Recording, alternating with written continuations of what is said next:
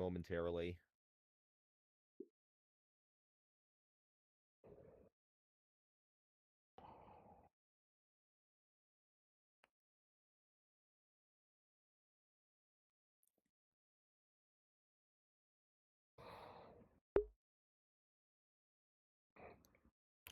All right, due to nobody being available, I am going to stream this. This is going to be a 2-hour lecture by So Kimika I'm about going to wait chemistry. maybe 5 minutes after the posted start time before we go. So Well, we'll go let's into enjoy class. this. Uh,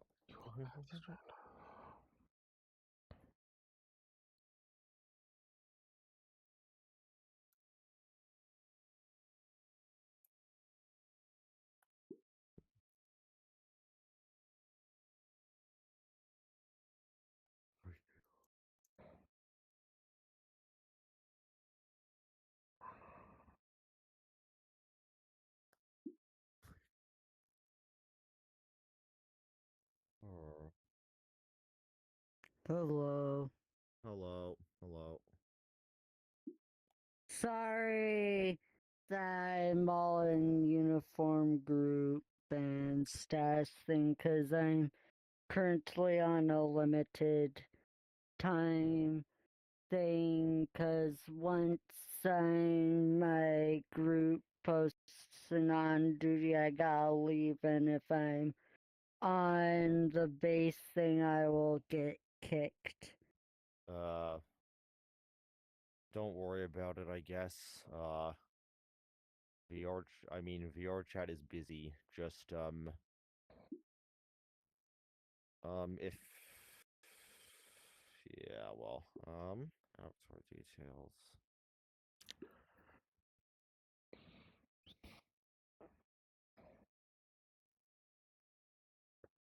Like, yeah, okay, well, um,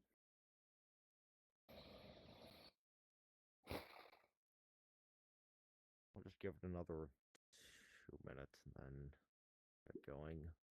Well, Yeah. never mind. I just got an estimate Nope. 45 minutes, so Nope. I guess I can turn to my normal heavy Okay. and stuff.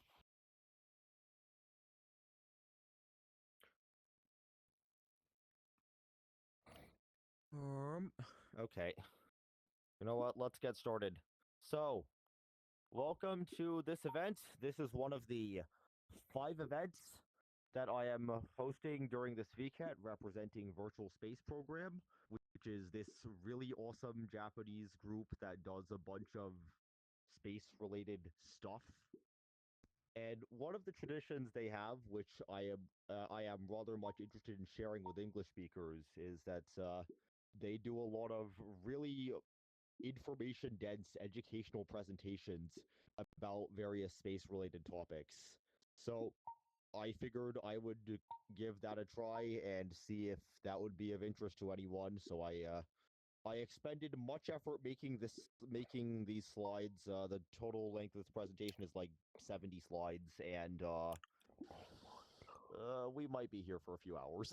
Oh my god. There's a lot to go over. But yeah, so my name is Kimika. I'm the head event organizer for VSP. VCAT something something. Yay. Logistical things that I should probably mention. All visuals in this presentation were produced by me, except where explicitly noted. All other visuals are used with explicit permission. You have my permission to use the materials in this presentation with appropriate credit for any purpose that would qualify as fair use under U.S. copyright law. Um, Everyone in attendance is welcome to live stream the review of this event. From what I'm aware, only one person is live streaming, but yes. I'm good at chemistry, but combustion chemistry and rocket propulsion are not things where I have any formal background, so like a formal academic background, so I apologize in advance if this results in any factual errors for any reason. Well, But I bet you'll just do good nonetheless. I will be fine. Yes. I also have to note in case this wasn't obvious, this is meant to be an educational activity, not a not just a social activity. So please be mindful of other people. Don't do things that would interrupt the flow of the presentation. Like if you have questions or comments, please try to hold them if I'm in the middle of presenting something. I will try to ask for questions and comments regularly. Um, but yeah, also don't push any of the buttons over there. That will cause problems. Yep. Not sure how. And if you need to have some sort of side conversation that's like unrelated to this topic, try to move away from the groups. So you're not causing any distractions for anyone else. Just be mindful of things like that. Yeah. Notes for Japanese attendees. Because I know there are some of you here. Someday, somehow, I will present all of this to you in Japanese. As you can see, I have a voice translation tool on in case that helps you with anything. It might not be that reliable. If you speak English, please feel free to help other Japanese attendees with understanding the content by any means necessary. You have my permission to use the materials in this presentation for any purpose that would qualify as fair use under US copyright law. Just credit me for any materials that you use. And most importantly, thank you so much for waking up early and coming here to cheer me on. I know it is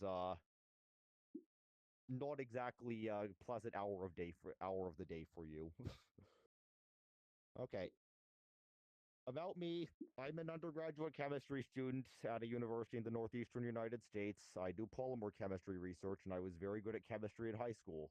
I have since been absolutely bored out of my skull in undergraduate chemistry classes. If you're wondering what these photos are, this is thermite that I made in high school.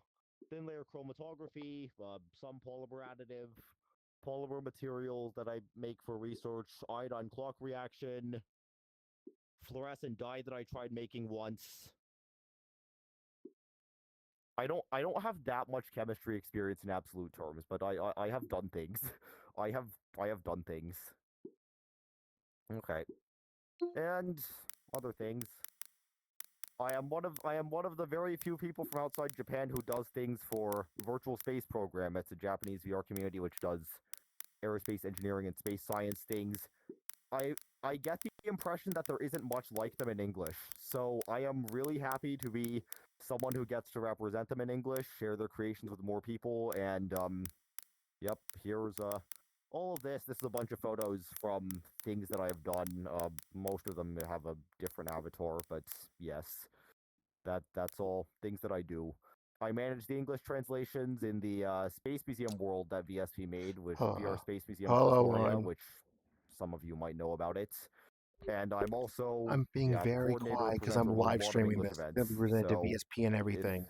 It's good to hear you. there aren't that many foreigners involved It's in good to see you VSP, here. I suppose I am one of the more active ones. But you're absolutely welcome So to that's why I'm join talking if you're really interested, quietly, and if you so that want to I'm see not more talking things like over this. him. And I'll just throw down the group while we're here. Where is it? Throw down group drop pedestal. Confirm. Over there. If you want to join the group. English speakers are absolutely welcome to join. I would know because I wrote the text on the group's main English promotional poster. Yep, anyways. So a while ago I had the idea of doing this long and complicated lecture series about the chemistry of rocket propulsion because I'm a chemistry student and I want to share some sort of knowledge related to space that other people in VSP probably have not tried sharing and probably do not have already to a great extent. So then the idea I came up with was like 4 different main lectures covering different types of propellants. I'll go over some iteration of the first of the main lectures today. So I'll be talking about kerosene, ethanol, methanol, hydrogen, and oxygen later. I suppose those are the boring propellants that you wouldn't think do anything interesting, but it turns out they do some interesting things. But before that, I figured I'd also give an overview of some chemistry concepts that are relevant to either combustion or like analyzing combustion related processes. So in this presentation, I guess we'll mainly just this part of the presentation, which is the first like 30 slides or so. We'll talk about like Still a what live combustion stream. is, how it's controlled, and like what So makes this is it how it is for the useful live stream. for rocket propulsion. I'll just upload it raw, as It'll is. be, I guess, largely an overview of some general Yeah, chemistry I'm gonna send it over to topics, VSP, which the group that Kimika's, I don't know doing. how much trauma you have from high school or college chemistry, but this might reactivate some of it. Yes. If I tried to make this complete, I would be teaching you the entirety of general chemistry. So there might be some gaps. I spent a long time scratching my head figuring out how exactly to structure this content. But yeah, I tried. I tried. Who knows? I might teach a whole general chemistry course in VR someday. Okay, so then, what is combustion? As well, it's written up there, and there aren't any interesting graphics. But basically, combustion is a self-sustaining high-temperature exothermic reduction oxidation reaction, which I realize is a rather big mouthful. But now, we'll go over some features of what that entails. Okay, so consider this process. Those are words that I'm going to be saying a lot. So consider that you start with methane and you react with some oxygen and you burn it and you get this stuff. So electrons are being transferred from one reactant to the other. This methane, it's electron rich initially, and it's being transferred to the oxygen. So yeah, I'm talking really quietly, and I have the audio from camera on Kimika so I can hear him, because I'm with a friend in the back right now. So yeah, I don't want to just like leave my friend. So yeah. So one way that you can see, what is it? Fuel oxidized. And so the oxidation of the fuel, that's the process that's releasing energy. Here, this explains it. So different atoms are going to have different abilities to pull electrons to themselves, and electrons are more strongly pulled to atoms with higher electronegativity. Oxygen has higher electronegativity, so in other words, the electrons want to be on the oxygen, and the atoms are happier when you're at this configuration where the oxygen is more reduced. And you can evaluate the oxidation and reduction states using just using oxidation number formalism. Basically, each of these bonds has two electrons in it. And so you assign the electrons to the more electronegative atom, and in this case, the oxidation number assignments are written below. And then we can see how the electrons are being transferred between the different atoms. In this case, if you just consider the oxidation number formalism, which is it is just an approximation, but it's a useful approximation. You'll have 8 electrons being transferred from the carbon in the methane to the oxygen. And Yeah, so I that is understand if you don't the want to watch this because, reduction well, oxidation part of the process. old faces. I Okay. understand that. It's okay. Good night. Okay. So then, as we see, fuel molecules have a certain number of electrons that they can donate, and oxidizer molecules have a certain number of Like I electrons said, that I'm they can here to receive. record So the this. methane Well, can donate like 8 live stream it, electrons, and each then put it on my oxygen will YouTube. pick up 4 electrons to be reduced to like -2, -2, -2, -2. And so what we get is that 4 oxygen atoms, 2 oxygen molecules, will balance with 1 methane to fully consume everything. And so, what do we get? And so we have a stoichiometric ratio of the numbers of molecules, the number of atoms. Then how do we convert that to mass? Each compound has a molecular mass, which is the sum of the masses of its constituent atoms. If you just look at the periodic table, the number is printed right there. But the mass is given in atomic mass units, where 12 AMU equals the mass of an atom of carbon 12. And then we also have this thing called the mole, 6.022140076 times 10 to the 23rd power molecules. So the molar mass is the mass of 1 mole of something. That'll have the same numerical value as the molecular mass in AMU, but in units of grams per mole. So like if we consider the methane, that's 16. The molecular mass is 16 AMU. So if you take 1 mole, 6.022140076 times 10 to the 23rd power molecules of methane, the total mass of that is going to be 16 grams. And then if we consider consider the mass ratio Also, here's a of note. methane to oxygen being used here. We have 2 molecules of oxygen, Despite the 64 uncertainty of AMU. this is a good 1 idea, molecule of Kamika has methane, 20 people in the 16 instance, AMU. so You take the might be ratio of onto those something masses, here. and the stoichiometric mass ratio Just is my 4.0 opinion. to 1 of methane to Might be. 4.0 to 1 of oxygen to methane by mass. I realize that I have said a big mouthful of stuff, so now is the time for you to ask your questions.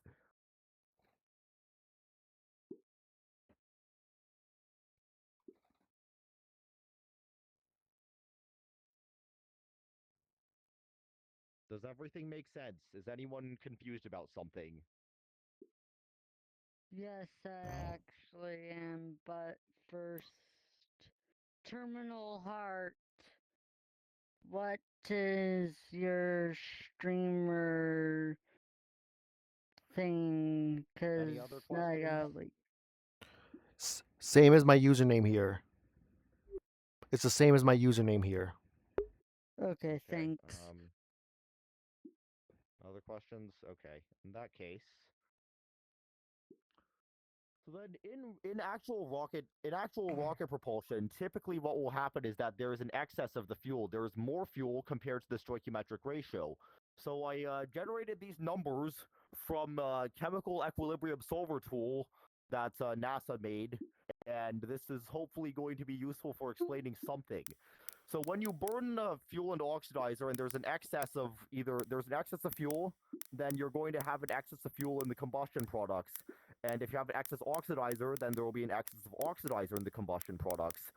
Because like there is going to be like more stuff that either doesn't have enough electrons available that it can accept, or it has more electrons than can be accepted by the other stuff. So, well, or at least that is a simplification. At high temperature, combustion is weird, and combustion produces weird side products.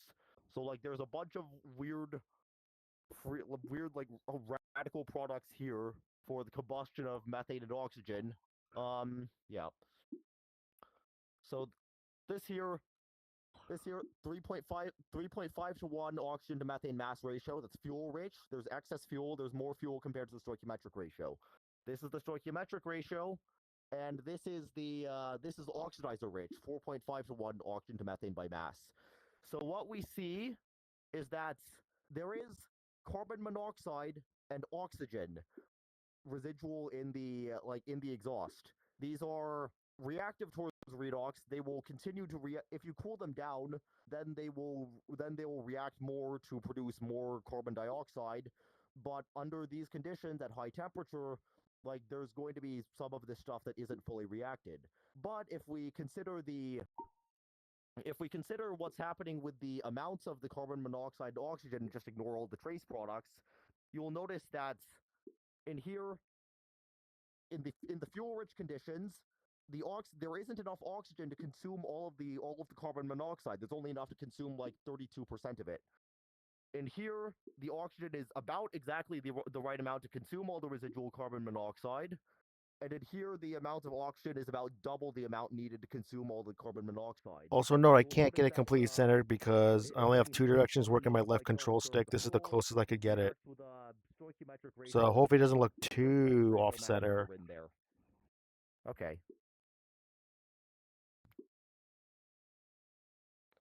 So rocket engines will typically run with much more fuel compared to the stoichiometric ratio, which allows for a few things. You get lower flame temperature, lower exhaust particle mass, and less oxidation damage. Oxidation damage is bad because your rocket engine is probably made of metal, and if the metal gets corroded by your by hot oxygen, then you might have a mechanical failure and an explosion on your hands, to put it nicely. Okay, so to visualize what's happening with how the mixture ratio effects work, I got this data for a hydrogen powered rocket, and let's see, 50 atmospheres chamber pressure at the okay, for the fuel rich conditions here, what we observe is that the temperature's a bit lower than stoichiometric conditions. The temperature is lower, that's the top. in the middle you have the the average molecular weight of the exhaust particles, and see, 13.565 gram per mole at the throat, which is distinctly lower than for the other ones. And so what you ultimately get is a higher exhaust velocity, 1,509 meters per second.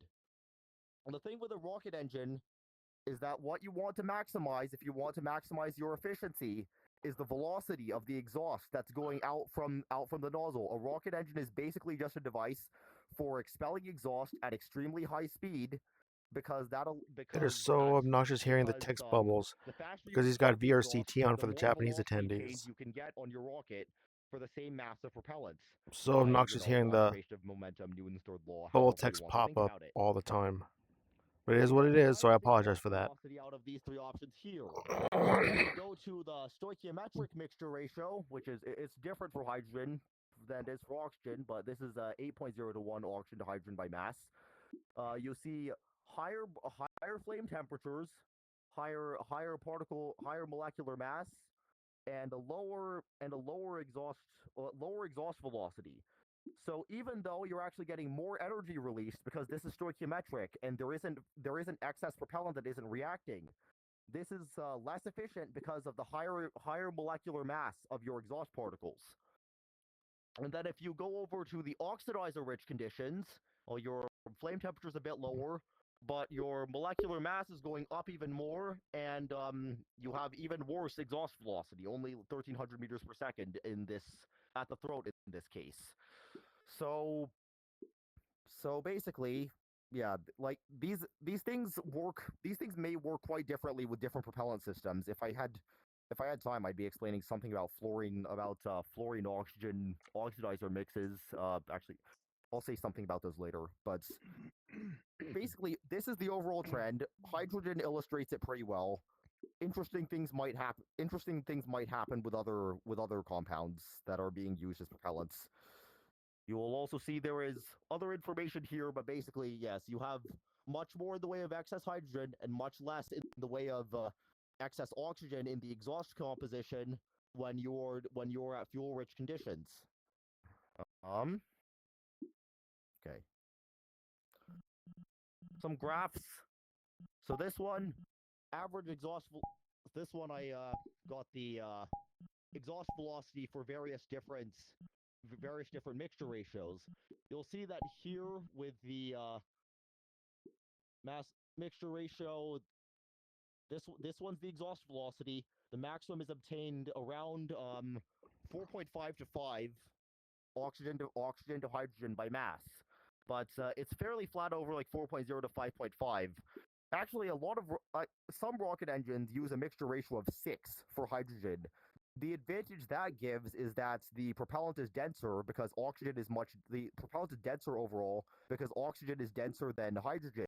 And so that allows you to reduce the mass of the structures for the propellant tanks. So I guess if your space program does not have good technology if your space program does not have good technology for building low mass propellant tank structures, then you're going to want that because hydrogen has low density and that has fun consequences. Okay, so there's that. Again, it peaks very much in the fuel-rich region. Usually, the mixture ratio that's used for hydrogen engines is around like 5 to 5.5. 6 is for certain outliers. Now, the exhaust particle mass, you can see the exhaust particle mass is steadily increases as we move through the fuel-rich region. The slope is actually different once we go into the oxidizer-rich region for exhaust particle mass versus mixture ratio. And then the heating, you'll see peak heating occurs at stoichiometric, and you get distinctly lower heating when you're in the fuel-rich region. This is the temperature at the throat. So, like, when you have a rocket engine, you have your combustion chamber. Combustion occurs in the combustion chamber, and then the throat, it contracts, nozzle expands. And so the throat is the place where the most heat usually gets transferred into the rocket engine from the exhaust flow. And so this is what the temperature is like there. Okay. Any questions?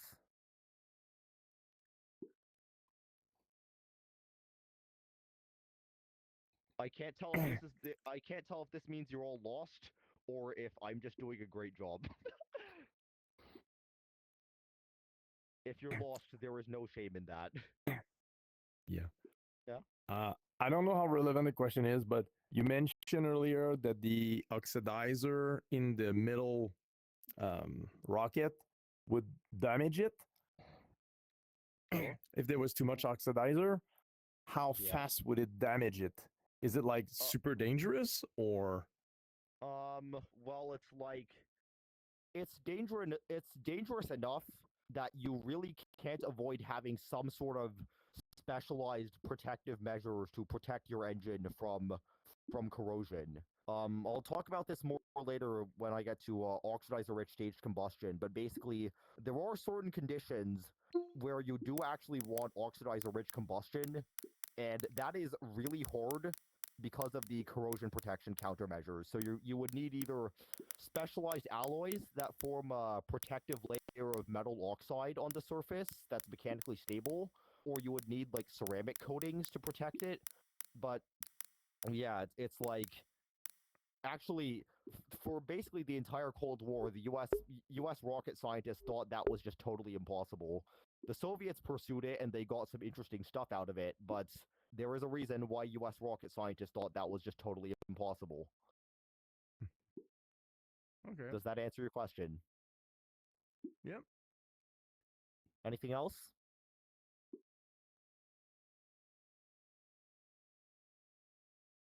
Okay, okay. I mean, if you have any questions when I ask for questions, just shout it out. Might I have my resolution fairly low, so I might not see people raising their hands or whatever. Yeah. Here. So then the next concept we need to talk about is enthalpy of reaction. Basically, any conversion of reaction to products is accompanied by a change in the reaction system's energy. So in an exothermic process, you start at the reactants, and then you're going down to products that are lower in energy. And so the system is overall losing energy, and that energy is released as heat into the surroundings in most cases. The heat output is proportional to the amount of material that reacts, so unreacted propellants aren't going to contribute to heating. So like if you have fuel-rich conditions, you're actually introducing propellant into the system, which which is not fully releasing its energy because it's not being fully oxidized. And so, yeah, there's that. One thing that I have to point out, by convention, delta H less than 0 is an exothermic reaction. That means heat is being released to the surroundings. Delta H denotes the change in the reaction system's energy. So if the reaction system is losing energy, then heat being rejected to the surroundings, and the surroundings get heated up. And so the units of this, usually kilojoules per mole or megajoules per kilogram, depending on what exactly you're trying to describe.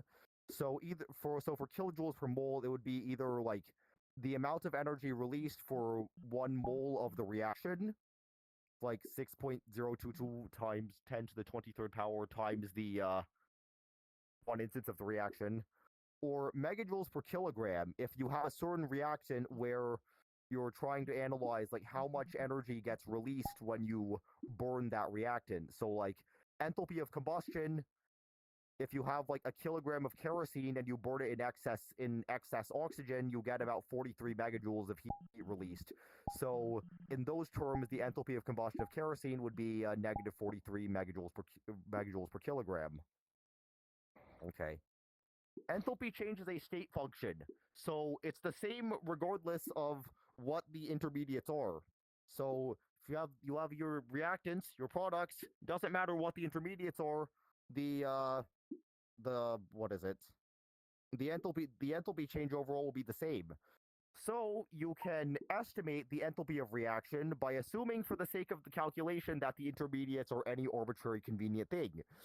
And the way that people figured this out figured out how to standardize this is that they designated certain things to be the standard state elemental forms of each atom in the reaction, and then a standard state elemental forms, and then you can calculate the energy to go between that standard state and each of your reactants and products, and that just gets compiled in thermodynamic databases.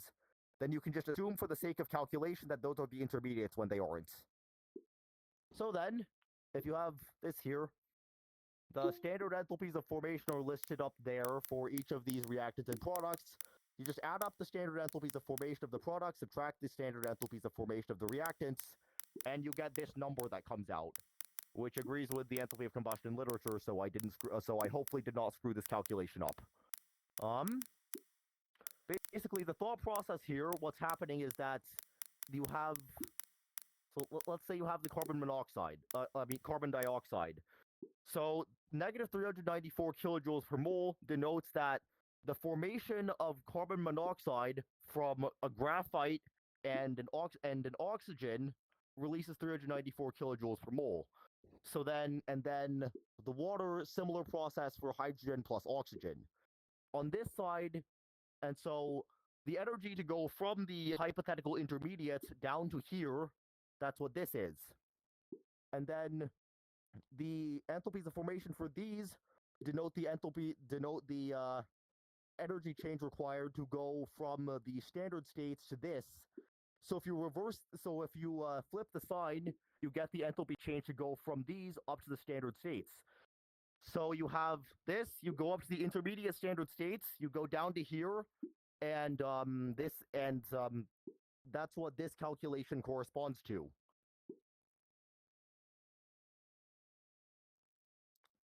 And then, what does it actually mean for the reaction system to be losing energy? There are a lot of different ways to think about this, but I figure I might as well get the most fun way to think about this out.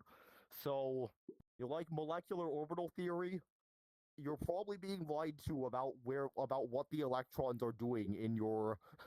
You're probably being lied to about what the electrons are doing in your molecules, but this is what they're actually doing in carbon monoxide. But basically, what's happening is that covalent bonding occurs because you have your electrons in atomic orbitals, and then they go down in energy into molecular orbitals, which are formed as linear combinations of atomic orbitals. And so the reaction system is losing energy because the molecular orbitals that are occupied by the electrons in the products are lower in energy in aggregate than the molecular orbitals that are occupied by the electrons in the reactants. So, yes. Any questions?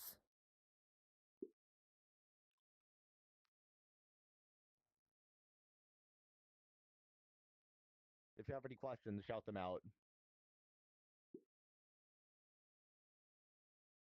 Okay.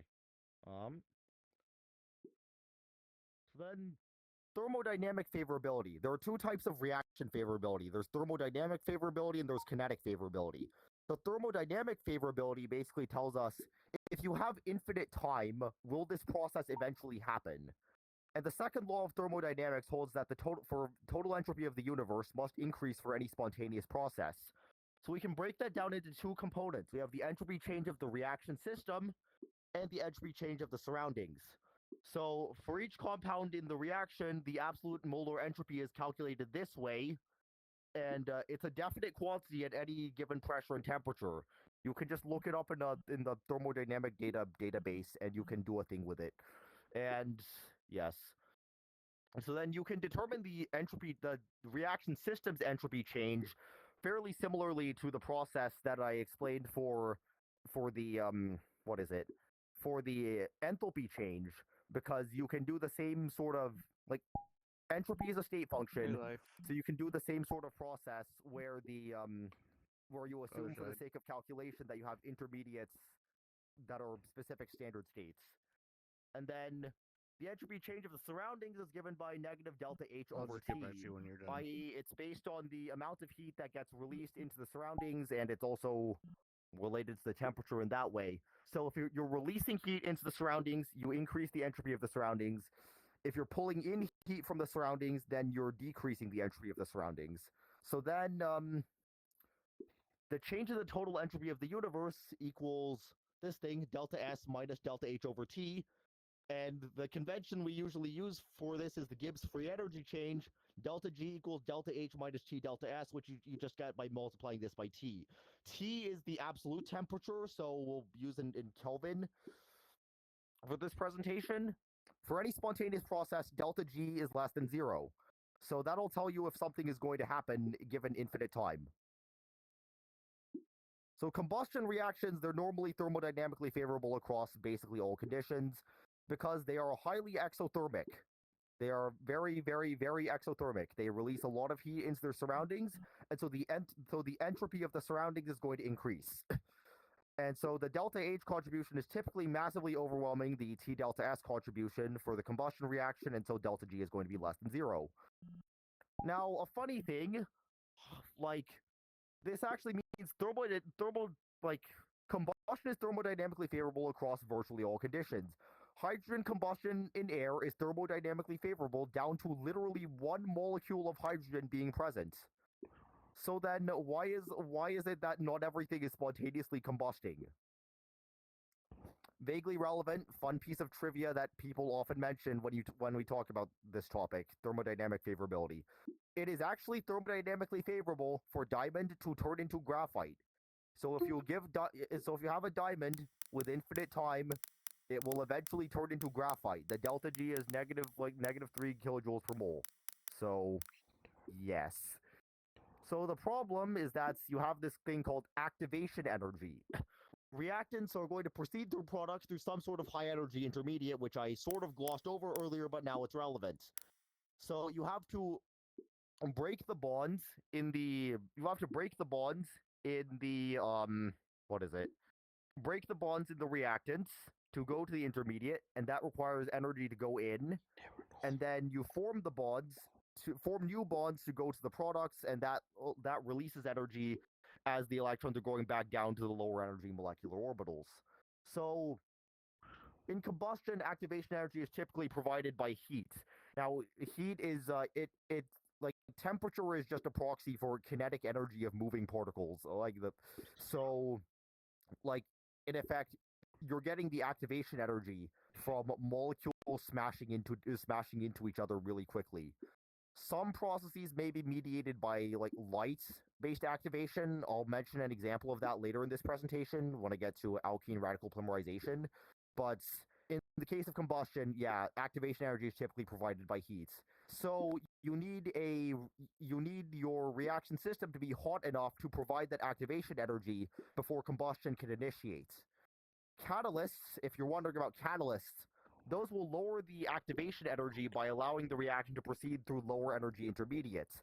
However, those don't actually change the enthalpy change at all. Those only change the activation energy. Those will allow the reaction to happen faster because the intermediates are more accessible, but they don't actually change the enthalpy of reaction. Questions?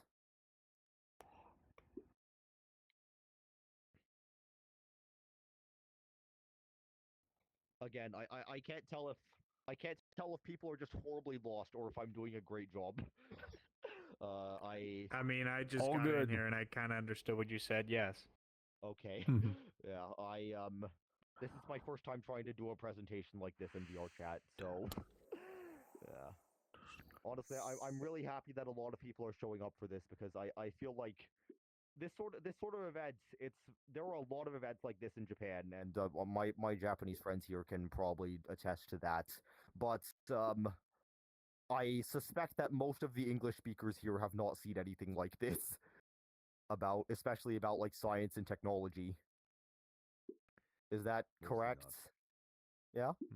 I mean, Yes. I do engineering, so. Yeah. Interesting VR chat event ideas, which, oh well. Okay. So the next concept, kinetic favorability. So you have thermodynamic favorability, you have kinetic favorability. Kinetic favorability is the one that actually relates to how quickly your reaction happens. So a few different criteria need to be met for your reaction to be kinetically favorable.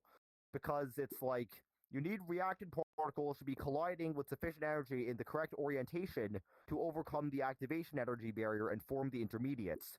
So, like if you're burning methane and oxygen, you need to have your methane molecules and your oxygen molecules smashing together really quickly in order to form your intermediates. Means a few things. One, your fuel and oxidizer particles must be mixed. Like your reactants must be physically able to collide. And what that usually means in a rocket engine is that you're going to have your fuel and oxidizer mixing in the gas phase. More on that later. But they have to be physically able to collide. You're not going to get combustion if you have a puddle of methane here and a puddle of oxygen here and they're not mixing. And then you need temperature. You need temperature both to ignite and propagate the flame. So your ignition source must heat at least some localized volume of fuel and oxidizer over the activation energy barrier to initiate your combustion. Then to propagate the flame, your initial burning stuff must be releasing enough heat to heat more fuel and oxidizer in other regions over the activation energy barrier and allow that to combust. And then that imposes limitations on the mixture ratio and the pressure because you need fuel and oxidizer to be present in sufficient quantities to sustain the reaction, and you can't have a huge excess of one quenching the reaction by lowering the temperature. And if you look at some ways of approximating in aggregate the rate of reaction, you'll see some things which correspond to this. So the Arrhenius equation here in the form of a rate law. So the rate of reaction is going to be a rate of a reaction which consumes reagents A and B will be proportional to some product of the concentration of A, concentration of B, and these concentrations might occur to different powers in the rate equation depending on what exactly the reaction mechanism is. So that's a whole can of worms. I'm not going to get into it now. But then the proportionality constant is temperature dependent, and it's going to be proportional to e to the negative power of activation energy over gas constant times temperature. So you have temperature dependence, reaction becomes more favorable, and this proportionality constant increases with temperature. So the reaction is going to become more favorable as you increase the temperature. You get more rate that way, and you get more rates if there is a higher concentration of your reagents. Does that make sense?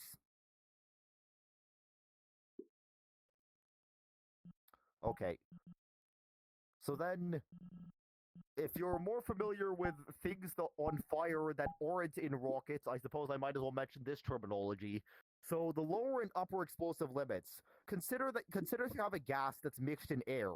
So concentrations above or below certain thresholds won't propagate a flame. So if you have one molecule of hydrogen in air, that will not propagate a flame, even though it is thermodynamically favorable for combustion to occur under those conditions. So even if combustion is thermodynamically favorable, you're only going to be able to get flame propagation from the rate of reaction being fast enough and there being enough fuel and oxidizer available at a more limited range of concentrations of your flammable gas. Now the flash point, that's the minimum ambient temperature where heating from a flame will evaporate a flammable solid or liquid quickly enough to sustain the flame. So I guess funny example that I will talk about. You know ethanol? How do you feel about ethanol? Ethanol is cool and great, right? Have any of you tried burning ethanol? Yeah. Easy. Okay, so normally ethanol, well, okay, so at room temperature, if you have ethanol, you need ethanol with a concentration of at least 50% by volume, because below that concentration of ethanol, you won't get vapors of ethanol coming off the liquid quickly enough to feed the flame. The flame will not be able to evaporate more ethanol off of the liquid in order to burn it. And the ethanol vapor, it's only going to burn if it mixes with oxygen in the gas phase, so it has to be evaporating. And so if you increase the temperature, then you can get the ethanol to come off the you can get the ethanol to come off at lower concentrations, like I don't know, maybe 20%, and you'll be able to burn those vapors, even if you'll be able to burn those vapors if you heat your ethanol to like 100 Celsius, even if you're or like 70, 80 Celsius, even if the ethanol is like even if it would not be able to release enough vapor to sustain a flame at lower temperatures. And the auto ignition temperature, that's the temperature where the fuel is hot enough to overcome the activation energy barrier and ignite on its own. So if you're going to ignite a flame, that usually depends on having some other system which provides the heat to overcome the activation energy barrier initially. Come hang out. Okay. Or do you want to just hang out with Lifecrafter? Implications that you have for rockets. So fuel and oxidizer are going to have to mix the liquid or gas phase to combust. So this here is an example of a rocket propellant injector. Like the big focus of rocket propellant injector design is that like you need your fuel and oxidizer to be very thoroughly mixed, typically in the gas phase. So actually this here, I don't know how well you can see the details. This is a propellant injector on the Rocketdyne F1 engine, the engine that powered the Saturn V moon rocket. And so you have pairs of holes. You have streams of fuel and oxidizer coming out. So the streams, they crash into each other. Then you get a fan of like fine mist of fuel and oxidizer, which disperse. They get vaporized and they mix in the gas phase. So yes. Now, if you try to mix fuel and oxidizer in the liquid phase, you will probably get something explosive. Like, some people thought of using mixed liquid methane and liquid oxygen as a monopropellant, and that's very explosive. You need to in some way control in addition to just having stuff that's able to combust. Now, solid propellants, that thing up there is an example of solid propellant. You don't actually have combustion inside the solid, because what that is, it is a heterogeneous mixture of like aluminium particles, ammonium perchlorate particles, and like various organics. So the organics and the aluminium are the fuel, and the ammonium perchlorate is the oxidizer. And those aren't actually going to react in the solid phase because those are just a suspension of different types of particles that are mixed together.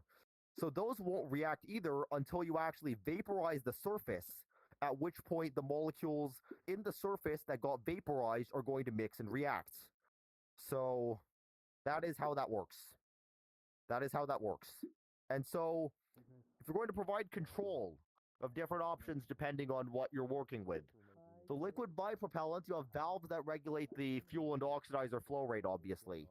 And so the fuel and oxidizer, they won't react until they're mixed, because like you need to be transferring electrons from your fuel to the oxidizer. Won't happen until the fuel and oxidizer are mixed.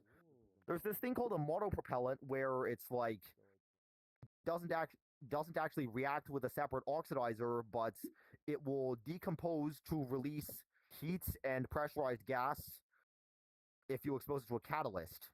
So in that case, control is provided by just using a valve to prevent the monopropellant from being exposed to the catalyst when you don't want it. Now, with the solid propellant I mentioned earlier, solid propellants only actually burn at the surface. So how you can control the combustion rate is by having this sort of geometry inside the rocket motor, where you have like grooves cut into it. And so the amount of surface area that's exposed will change over time, and the burn rate is effectively proportional to the exposed surface area.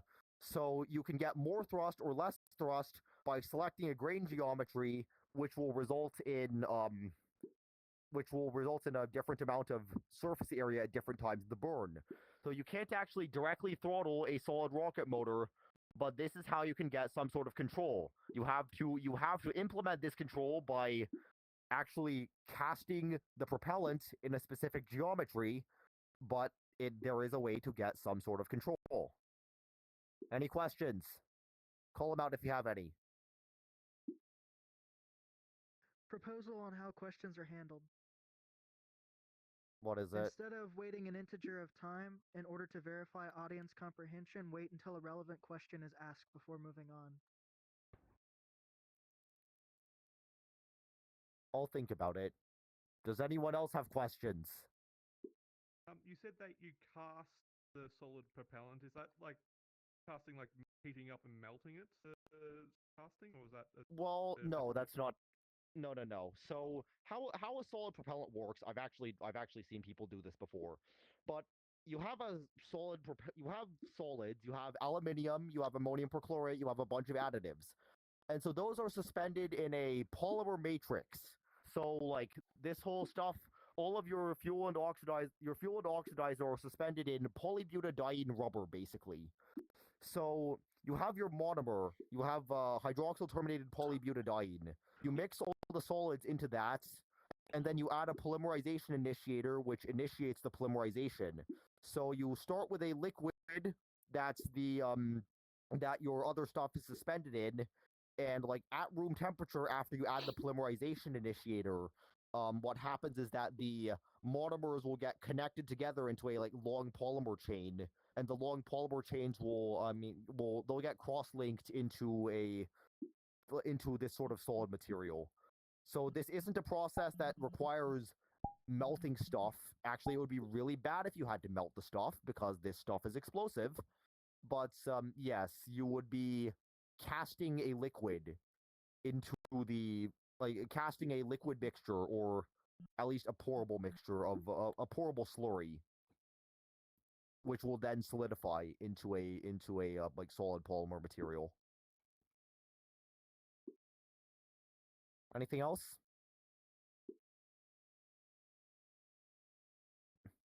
Okay. Okay, so then rocket engine performance. I mentioned this earlier, but a rocket engine is basically just a device for ejecting particles in one direction at very high speed. So if you have higher exhaust velocity, then you get greater velocity change for the same propellant mass. And so the role of chemistry in this, you can control for the exhaust particle mass, the enthalpy of reaction, and specific operational requirements. I think the first two are fairly self-explanatory because like you burn different compounds, they release different amounts of heat, and they produce exhaust particles of different mass. The operational requirements, yes. Your your rocket propellant is useless if it boils off or it freezes or it otherwise doesn't work in the environment where your system is being deployed. And this tends to be the most pressing problem for field deployable missile applications. Like field deployable missiles were the subject of like novel propellants for field deployable missiles were the subject of a lot of research that was being done in like the 1950s and 1960s in rocket propulsion chemistry. Um, like the military wanted its field deployable missiles, and yes, eventually the military decided that it would just use solid propellants for basically everything, or at least the American military did. The Russian military is doing some funny things with still using liquid propellant ICBMs, but there was a time when interesting things were happening in this department. So these photos here, this is Atlas. Atlas is the first American intercontinental ballistic missile, and the propellants that it used were kerosene and liquid oxygen. And as it turns out, that made Atlas really good as a vehicle for launching satellites, but really bad for ballistic missile operations. With a ballistic missile, you want to be able to just load your propellant into your rocket and not think about the propellant ever again, and have the propellant ready to go when it is time to launch your rocket. And that doesn't work with liquid oxygen because liquid oxygen boils off at some crazy low temperature, and you just cannot store liquid oxygen inside your rocket forever because it's going to boil off. So Atlas got retired, and they replaced Atlas with Titan II. Titan II uses as its fuel, it's a mixture of 1,1-dimethylhydrazine and hydrazine. The oxidizer is dinitrogen tetroxide. Both of those are indefinitely storable at ambient temperature. So, like, as it turns out, making your propellant not freeze or boil was a major motivator of a lot of research. But yeah, Titan II propellants are indefinitely storable. So you just put your missile in a silo in the ground with your propellants, and you regulate the temperatures that it's at about typical room temperature, and your propellants don't boil or freeze, and you can just have your missile sitting there forever until you need to launch it to cause the end of the world. Now, field deployable missiles have even worse problems because in this case, the Titan II that just launches from like an environmentally controlled silo. So you don't have to worry about your fuel and oxidizer boiling off because of boiling off or freezing because of inclement weather. But for field deployable missiles, you have to worry a lot more about stuff freezing. I will talk about this more at some presentation that will probably not happen today. But again, like making stuff not freeze is a major motivator for a lot of the rocket propellant research that happened a few decades ago. So that's about all for this part of the presentation. Time for the next part. Any last questions before we move to the next part? We've made it through 30 slides, and we're about an hour in, so this is running about as quickly as I expected. It's already been an hour? Yep. Yes, it has been already an hour. All good. Yeah.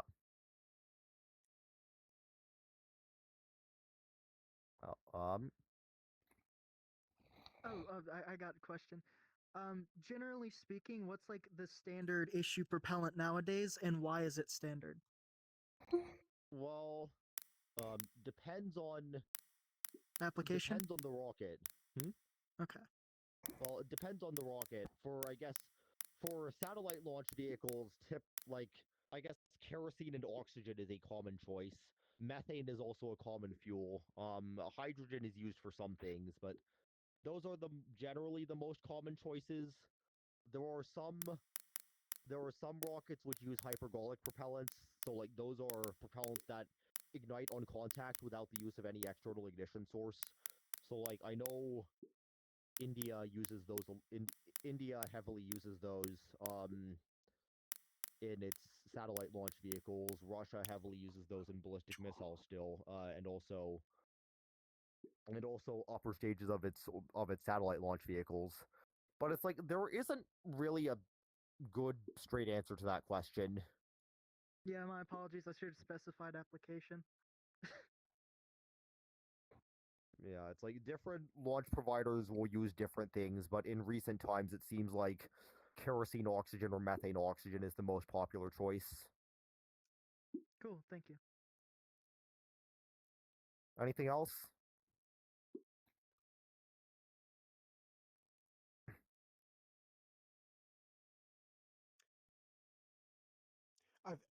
Here's a quick question: Is the current fuels you just mentioned as toxic or less toxic than the ones they used to use? That's also sort of a hard question to answer because they've been using rocket kerosene since rockets became a thing. But like the usage of very highly toxic propellants has certainly gone down over time. Like in the past, you had like Titan II, for instance. Here, Titan II. Titan II was also used to launch satellites. That whole thing, the propellants in it, they're storable at ambient temperature. They ignite on contact without any external ignition source, which makes the like engine design a lot easier. But those propellants are horribly toxic. If you inhale them, you're dead. So, the usage of those propellants has definitely been falling out of favor in recent times on space launch vehicles. Thank you. Yeah, it's kind of bad. Anything else? If not, let's get started with this one. So this is, I guess, the next part of this whole lecture series that I had the idea of doing, which deals with the most boring of the propellants. Kerosene, hydrogen, methane, oxygen, ethanol. You might not think there's much going on with them, but there is stuff going on with them. So I will try to introduce those concepts to you as well, with some sort of, hopefully, somewhat interesting analysis. Okay, skip. Right, so non-hypergolic liquid rocket fuels. Basically, liquid rocket fuels that don't ignite on contact, like on contact with some oxidizer. So you have long-chain hydrocarbons, hydrogen, and methane, and also as fuel, oxygen as oxidizer. I'll also mention ethanol because of the historical significance of certain rockets which ran on it. Again, these are boring, but there are things to say about them. Like, hydrocarbons have... I'll go over these. I'm not going to read them out. But yeah, in case you're wondering why you're not on fire right now, there's an interesting reason why you're not on fire right now. And it has something to do with people not understanding oxygen reactivity. Yes. Important note, molecular structure notation, because I'll need this to introduce something soon. So, what this structure means, each of these vertices that isn't marked with a letter is a carbon, and each carbon forms 4 bonds. So the bonds that are explicitly shown, those are bonds to something, either another carbon or something. And there are hydrogens where the bond isn't explicitly shown. So there isn't a laser here, unfortunately. But if you look at that carbon with two hydrogens, with 2 bonds on the top to another carbon, there are 2 hydrogens attached to that one. This carbon has 3 hydrogens attached to it. The one in the middle there has 0. And then there's an oxygen, hydrogen, hydroxyl group here, which is connected to that carbon. So basically, there's a 4-carbon backbone, a CH3 on attached there, and an OH attached there. I don't know if that explanation makes any sense to you at all. Does it make any sense to you at all?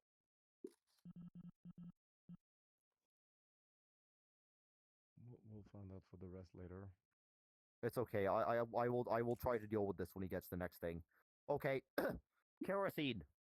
Kerosene. This is seemingly the only picture of seemingly this is the only picture of rocket kerosene on the entire internet. I don't know why, but it's here.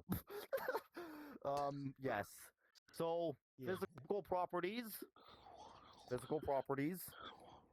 So it boils at like 175 to 325 Celsius. Or depending on the exact specification. Actually, I just went and looked up some U.S. military specification documents, and we'll get to that later. But I think 205 to 300 Celsius is the specified boiling point range for either this or JP8 jet fuel. But it boils across a wide range, because your kerosene consists of a mixture of components with different boiling points. And so you have flash point, auto ignition point. Density is 0.80 grams per milliliter, which is, it's a bit less than water, but it isn't terrible. Hydrogen is pretty terrible. Hydrogen's like 0.07 grams per milliliter, so you need giant tanks for it. And that is interesting.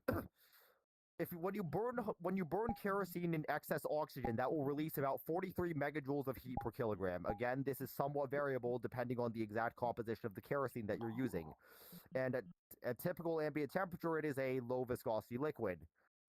It isn't that toxic. Like, if you have a whiff of it, you're not going to die. But if you ingest a bunch of it, you're going to have problems. So don't go ingesting kerosene. Got it? Mm-hmm. Okay. So most kerosene is used in jet fuel. Rocket kerosene has some differences from jet fuel, which I'll explain in like momentarily. Now, kerosene is most commonly burned with liquid oxygen. There are some limited exceptions. For instance, the Soviet Scud missile burns kerosene with fuming nitric acid, and the reason why it uses nitric acid is because nitric acid is an oxidizer that's indefinitely storable at ambient temperature, so it's not going to boil off or freeze. And the British Black Arrow rocket uses a high concentration hydrogen peroxide, which it's hydrogen peroxide. It's less efficient than oxygen. It has handling difficulties because it will spontaneously decompose in the presence of a lot of different catalysts, but that is also not something I'm going to explain within this presentation. Okay. So kerosene predominantly comes from distilling petroleum. You like oil? Oil's great, right? So you have these different fractions of petroleum, which you can separate by fractional distillation. You can see those in that graphic on the left. So kerosene is the stuff that you get out around 200 to 300 Celsius. That's where it condenses into a liquid. And so it mainly consists of stuff with 9 to 16 carbons. And there are 3 major types of constituents that you can have in petroleum distillates. You have alkanes, which have no double bonds. You have alkenes, which have one or more double bonds, and you have aromatics, which have this benzene ring motif. The benzene ring is very stable because of reasons that I think I'll also mention later. But also the alkyl groups, like in alkanes and alkenes, and also things that are attached to the side of an aromatic ring, these can be straight chain, branch chain, or cyclic. So you could have a ring here, or you can have groups branching off the side. Yes. Straight chain, branch chain, cyclic, yes.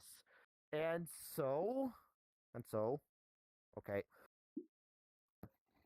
I mentioned jet fuel. So the military has a lot of jet fuel, right? Because they have all these aircrafts that they need to run. And so they really want to use their jet fuel to power their rockets. It didn't work. The problem is that jet fuel specifications permit fairly high concentration of alkenes, and alkenes are liable to polymerizing and clogging critical propellant flow channels, such as cooling channels and propellant injectors. This isn't much of an issue in like simple rocket engines, but in high performance rocket engines, yeah, big problem. Doesn't work. Here are some examples of what I'm referring to with critical high temperature propellant flow channels.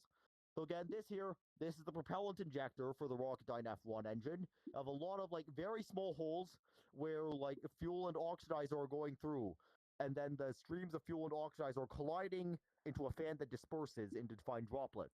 So all of those like injector elements, those orifices, they're very small, liable to being clogged.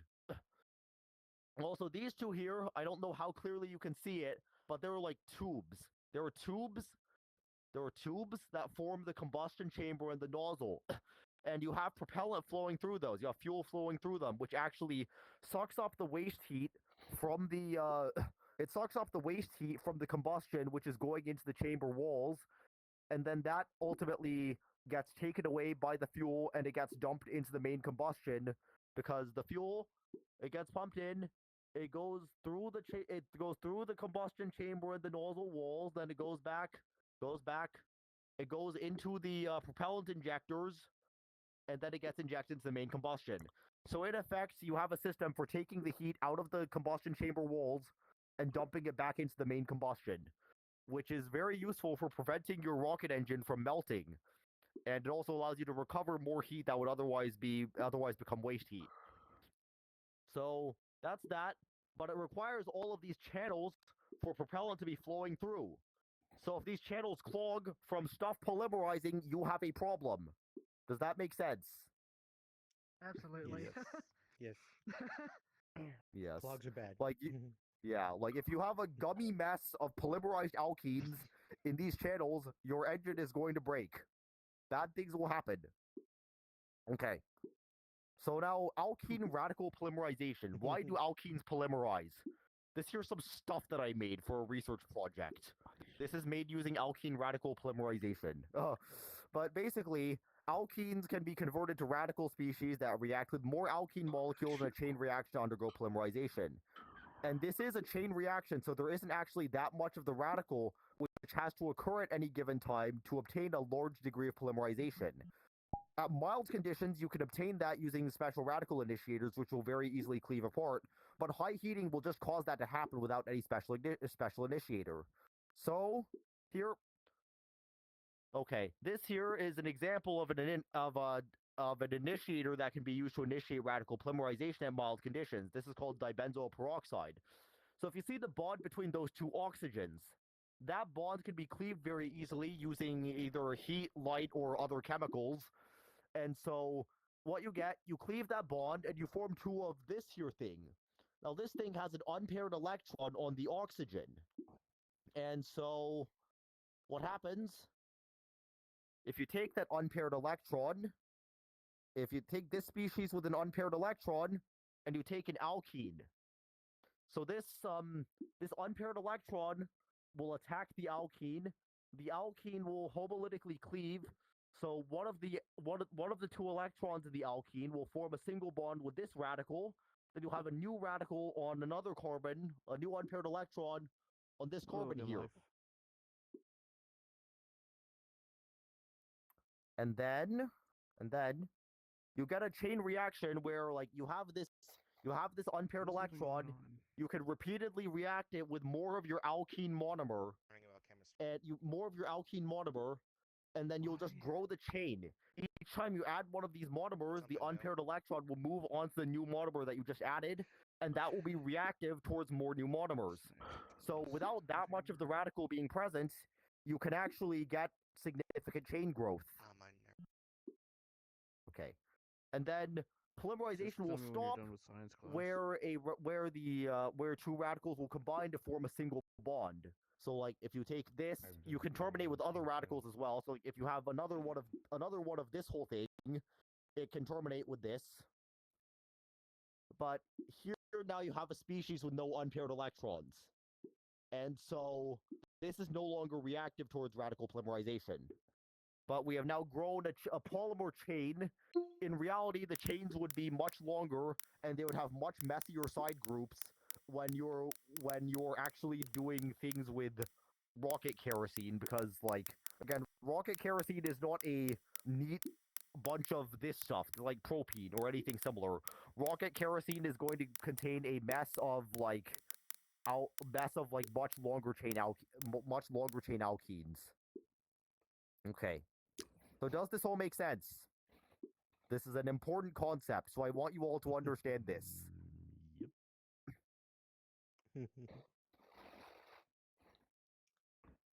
Yep. Yeah? If you have any questions, shout it out. Yeah? Or...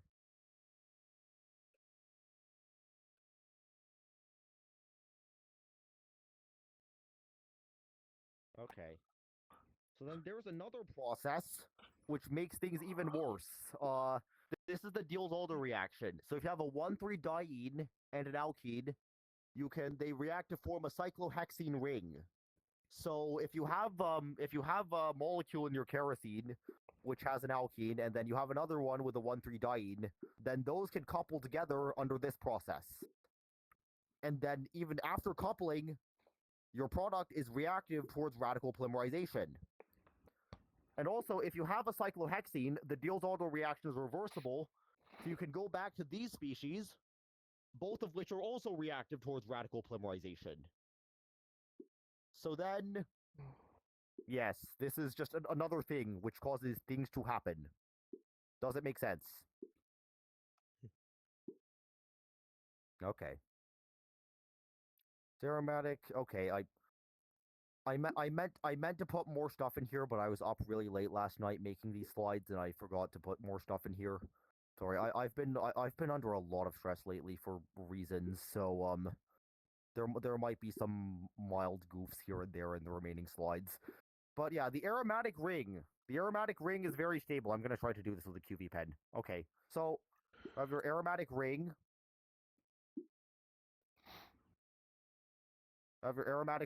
Yes. So your aromatic ring has a bunch of unhybridized p orbitals.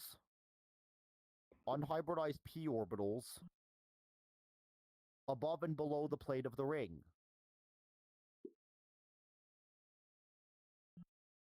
So then, this is related to the whole molecular orbital theory thing. So then you can have overlap through space between these unhybridized p orbitals, and electrons are able to delocalize across this whole pi system, delocalize across this whole system. So then, that actually allows the electrons in these orbitals to attain lower energy. They delocalize across a larger area, which means that if you particle in a box model something, they're confined in a larger area, so they can go down to lower kinetic energy. And that means this ring structure is very stable. I'm really sorry that I didn't put numbers about this in here. I should have done that. But yes, this structure, it's very stable, which is not good for you when you want your propellants to release as much energy as possible. And so, erase, okay. And so, what that sums up to here are some rocket kerosene specifications. I went and dug up the actual specifications on a military procurement the U.S. Military Procurement Agency's website, and this is what the specifications look like. The JP8 specification, that's the U.S. Air Force's jet fuel specification, permits up to 25% aromatics, and it has no explicit remark on alkene content. It does say hydrogen content minimum 13.4%, which it permits more unsaturated hydrocarbons, although that doesn't directly say anything about alkenes, because hydrogen content can also be affected by other unsaturated hydrocarbons, like your cyclic hydrocarbons and your your cycloalkanes and your aromatics. Comparatively, the rocket kerosene specification is much more restrictive. Only 5% only 5% aromatics allowed, 2% alkenes allowed. There's another specification for even higher purity, which requires 1% maximum alkenes. And the hydrogen content, just for comparison, it specifies a slightly higher minimum hydrogen content of 13.8%. Now, there's a famous book which says a lot of things about how we got here in terms of rocket propellant development. And that book says the typical composition of rocket kerosene is 41% acyclic alkanes, 56% cyclic alkanes, and 3% aromatics, virtually no alkenes. So, yes, that's what's going on there. Because of all these like polymerization problems, they really had to try to make this rocket kerosene specification like eliminate all the things that could cause like polymerization problems. Does that make sense? Any questions? Mm-hmm. Okay. I do then. have one never mind. Yeah, what is it? If there's so many polymerization problems with rocket kerosene, why did they still continue to use it or attempt to use it? Well, why not switch to a different fuel source entirely? Well, the thing is that getting things from petroleum is easy compared to certain alternatives. Okay. Also, I'll mention this and I'll explain this in a bit, but before kerosene, there was ethanol. So like the V2 missile used ethanol, the Redstone ballistic missile used ethanol. And so ethanol burns cleanly. But it doesn't release as much energy. I will also explain that in a bit. So if you want more performance, like kerosene is like the most obvious option, I guess. It's because you can get it from petroleum without that much post processing. And it's like they were able to fix the polymerization problems by just purifying it more to get rid of the alkenes. And so like rocket kerosene, it works well now. They just had to get out of the habit of trying to use jet fuel for it. The military really wanted to use jet fuel for it, and it didn't work. Yeah, thank you. Okay. Okay, so kerosene forms polymers if you have soot. Kerosene forms polymers if you have too much alkenes.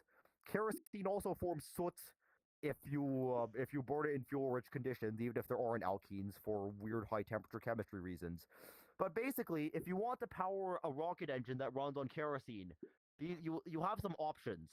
So this is the gas generator cycle. How it works, you take a little bit of fuel and a little bit of oxidizer, you burn it in a gas generator. The hot gas generated in the gas generator feeds a turbine. It spins the turbine, which powers the propellant pumps, and the turbine outlet gas gets dumped overboard. Turbine outlet gas gets dumped overboard. And the gas generator combustion is extremely fuel rich to lower the temperature and prevent the stuff from damaging the turbines. And so there's a lot of soot in that flame. There's a lot of soot in the stuff that's going through the turbine and is getting sent out through the exhaust of through the turbine outlet. And so there's that provides the power, and the rest of the engine just runs on whatever remains. This here is an example of an engine which uses the gas generator cycle. The F1 engine uses the gas generator cycle. If you see the manifold that wraps around the nozzle about halfway up, what's happening with it is that the gas generator exhaust, which is full of soot, that gets dumped into the manifold, and then routed into it gets dumped into the nozzle at that point, which cools the nozzle and protects it from some of the hot exhaust gases. And so that's why the flame is surrounded by black soot. The black soot is coming from the gas generator. So now you might be thinking, why don't you just feed the stuff that goes through the turbine into the main combustion so that you're not wasting propellant by dumping it overboard? That is a good thought to be having. So now, usually, you would want to be using fuel-rich combustion for that because that won't corrode your metals. But fuel-rich combustion, let's say you have your fuel-rich combustion, and then it goes through the turbine, and then you try to send your the fuel-rich combustion gases from the pre-burner, which have gone through the turbine, into your combustion chamber. Problem is now that gas is full of soot, and the soot is also going to clog your propellant injector. Not good. So then you can't really do fuel-rich stage combustion, where you have a fuel-rich pre-burner and then a closed cycle where everything going through the turbine gets routed into the main combustion. Problem is the soot. So then, how do you fix that? You can potentially, you can burn all of the soot completely to carbon dioxide, or at least carbon monoxide, and you can ensure that by using oxidizer-rich combustion in the pre-burner. So you're actually using a stoichiometric excess of oxygen going into there, and so the gas that comes out, it's all like carbon dioxide, water, oxygen. There won't be any solids in it because all the all the carbon got completely burned to carbon dioxide. And so that is clean. That will not clog your propellant injectors. But now you have this problem called hot oxidizer-rich gas, which really wants to corrode the metal that your engine is made out of. So there's that. Interestingly, hot high-pressure oxygen gas is really corrosive to metals. It is actually far worse than liquid oxygen in terms of causing corrosion. So I'll explain this in more detail later. But yes. In case you're wondering how the soot particles form, basically you have a bunch of weird high-temperature radical species, basically, when you're combusting things, you get a bunch of high-temperature radical species, and some that occur in trace amounts will find others that occur in trace amounts, and they will combine through, similar sort of radical reactions to what I explained when I was discussing alkene radical polymerization, and those will eventually combine into polycyclic aromatic hydrocarbons. AKA, let's see,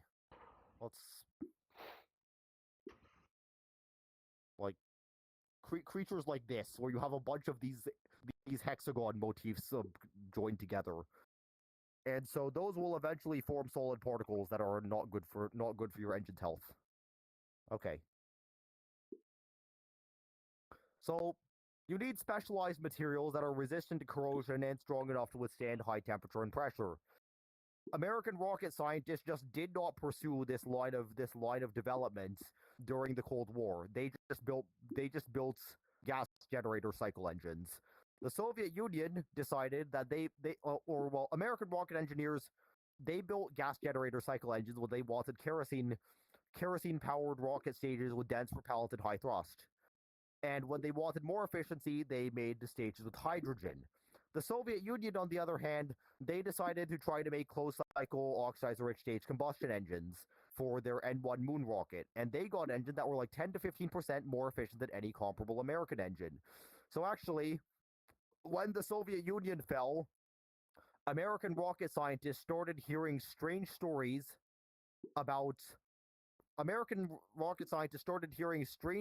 coming out of the Soviet Union about rocket engines that were literally 10 to 15% more efficient than any comparable American engine, and 10 to 15% is a lot. And they thought they were being lied to until they saw the engines for themselves. So how do you protect your system? How do you protect these things from corrosion? Because you have metal parts, you have hot oxygen that really wants to oxidize those metal parts. So there isn't that much publicly available information that I can find about this, because either the Soviets did it, or it's proprietary information by some private company, because in recent years, American private companies have been developing engines like this. Blue Origin made their, I think, BE4 that uses oxidizer-rich stage combustion, and there are a few other examples. but yeah, there isn't that much information. But basically, two main ideas for how you could protect your system from corrosion. Either a passivation layer forming alloy. So like you have a metal, you have your base metal, and on the surface of the metal you have a layer of metal oxide, which forms a barrier and protects the metal from further corrosion. The metal oxide obviously has to be mechanically stable, but yes, you will have. But if you have a layer of metal oxide that's mechanically stable, then the oxygen won't be able to permeate through to oxidize more of the metal. That's the idea there. Interestingly, this is actually why aluminium is useful for things. Aluminium forms a passivation layer of aluminium oxide on its surface, which protects it from further corrosion. Aluminium is actually a very reactive metal, but because it is protected by this passivation layer, which very rapidly forms and is mechanically stable, you can actually use aluminium for a lot of things and it won't just get destroyed by corrosion. Another option, which I don't know much about this, but ceramic coatings. You could potentially apply some sort of ceramic coating to the surface of your metallic parts, and that'll form a similar barrier protect you from oxidation. Okay. Any questions about this concept? I have a question. Yeah. I understand that corrosion is always a concern when dealing with machinery, but how fast is this corrosion that is causing an issue? How do I put this? Fast enough to ruin your day. So it pretty much burns through the metal, in a way. Yeah, pretty much. It's like if you screw up, these burn throughs will happen pretty quickly. Because like you're dealing with hot, very high pressure, like several hundred atmospheres possibly, of hot, high pressure oxygen gas, like or oxygen rich gas. Like I don't remember exactly, but I think the pre-burner pressure in the oxidizer rich stage combustion engine that the Soviets made for their moon rocket, it's like 400 atmospheres, something like that. So you are dealing with a lot of angry oxygen molecules which really want to destroy your engine. Okay. Thank you. Anything else? Okay. So this here fellow, this is called Sintin. It's a synthetic substitute for kerosene that the Soviet Union made for its Soyuz U-2 rocket. It can do it gets slightly more performance to low Earth orbit compared to the baseline Soyuz U rocket, which runs on just regular kerosene. The enthalpy of formation is quoted as positive 151.9 kilojoules per mole in the liquid phase by a NASA report that I found. And if you consider combustion of this molecule with excess oxygen, you get these enthalpy of combustion numbers for Sintin. If you compare it to dodecane, the numbers listed below, dodecane, which is like close enough approximation for how kerosene behaves. Interestingly, these numbers would make you think that dodecane is more energetic than Sintin. We get this counterintuitive result because dodecane has more hydrogens that oxygen can react with. But also, in Sintin, you have these three-member rings, right? Do you see these three-member rings particularly often when you're looking at molecules? Oh. Yeah, so the Russians somehow managed to make something with a bunch of these three-member rings. These three-member rings do not want to exist. They don't want to exist because there's the 60-degree angle at the 60-degree angle at the quarters. And normally when you have a hydrocarbon, the angle is 109.5 degrees because that allows the bonds to be like spread out as far apart as possible. And in this structure, there is a lot of repulsion between the electrons in the bonds there. So opening the rings releases a lot of energy. And the ring opening is going to happen under fuel-rich combustion conditions, and so that energy will release even if the Sintin is incompletely combusted. And so it's like, yeah, you have this counterintuitive result from complete combustion, but at least I would think that under a fuel-rich combustion, you would be getting more energy out because of that. I don't know if that's clearly explained, but yeah. Okay. So the ring opening, if you take a cyclopropane and open the ring by adding hydrogen in this process that probably would not actually happen, particularly conveniently, this releases 158 kilojoules per mole. That is a lot. That is a lot. This ring really does not want to exist. So, yes. And, like, what that tells us is the reaction system is much higher energy at the cyclopropane than it is in this regular propane. So if we consider having 3 of these cyclopropane ring structures in this molecule of fuel, opening those rings will release, like, well, I think 300 kilojoules per mole of energy. That's a lot. So, yes. Again, like, okay, here. Apparently, this is how syntin gets synthesized. I don't really have any thoughts on the synthesis in particular, but the important point to drive home here is that the synthesis is expensive and complicated compared to just distilling petroleum. Rockets consume like hundreds of tons of stuff, so rocket propellants sort of have to be cheap. And in most cases, the expense of synthesizing propellant like this is just not worth it when you can build a bigger rocket that runs on cheap propellants. This is a big recurring theme for why so many exotic propellants that people studied over the years never really amounted to anything. And I guarantee you there are a lot of really crazy exotic propellants that people studied when they were trying to develop potential new propellants for especially military applications. But yeah, it's just like, just build a bigger rocket with cheap propellant. That tends to be how the cost works out. In the case of Soyuz, it's like the Russians had established infrastructure to support the Soyuz U rocket, so they could get marginally more performance out of the existing infrastructure by loading the rocket with this new propellant, which is slightly more energetic. But unless you're trying to reuse existing infrastructure like that to get just slightly more performance for certain operational needs, the synthesis expense is not worth it. Just build a bigger rocket with cheap propellants. Okay, that's everything for kerosene and syntin. Do you have questions?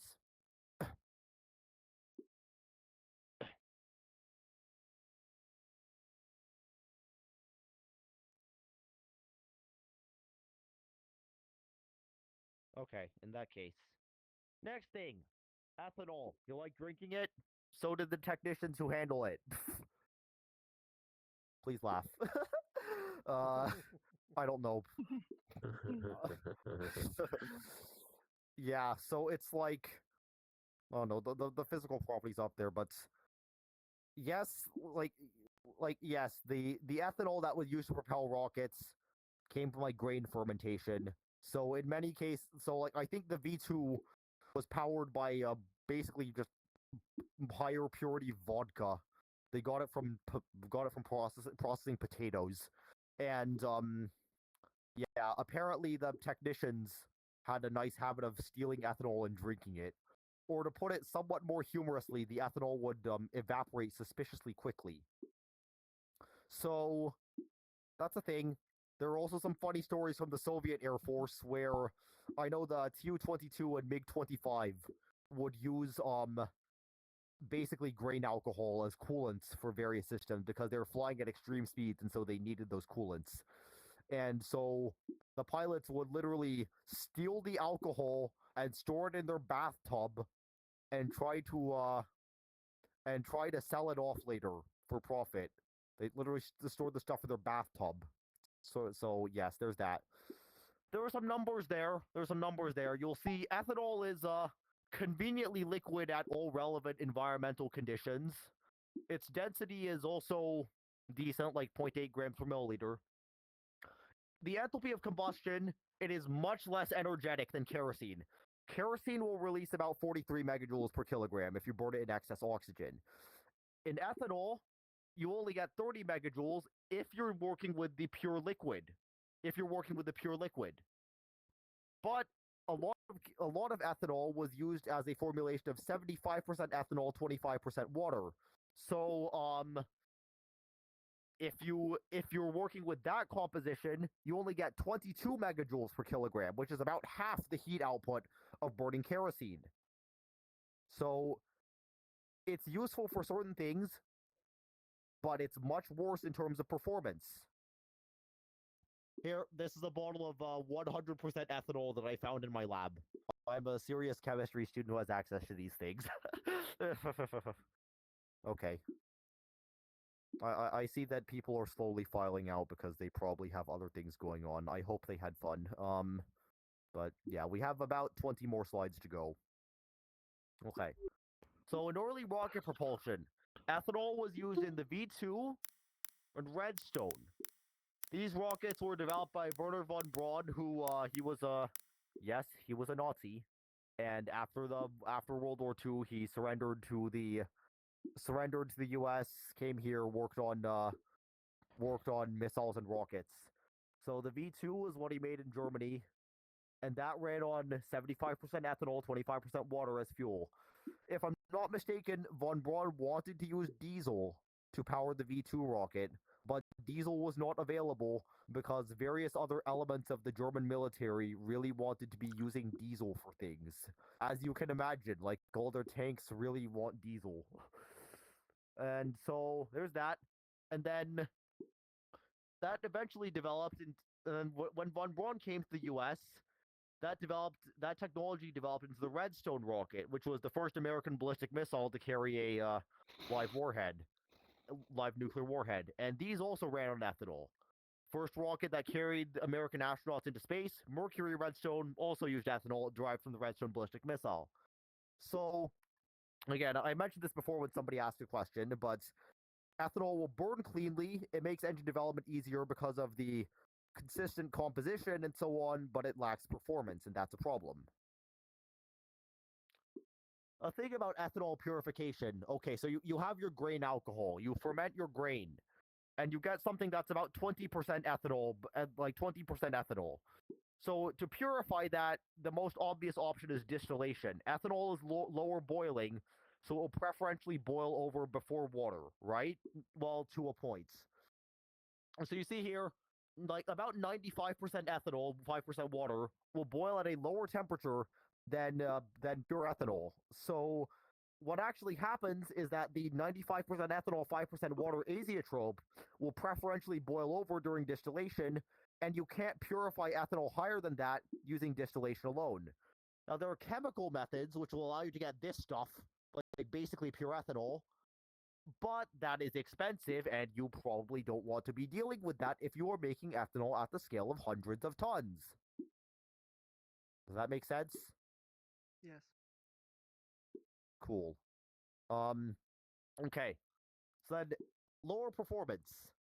I noticed, I mentioned previously that ethanol has like only 50 to 75% of the heat output by mass of kerosene.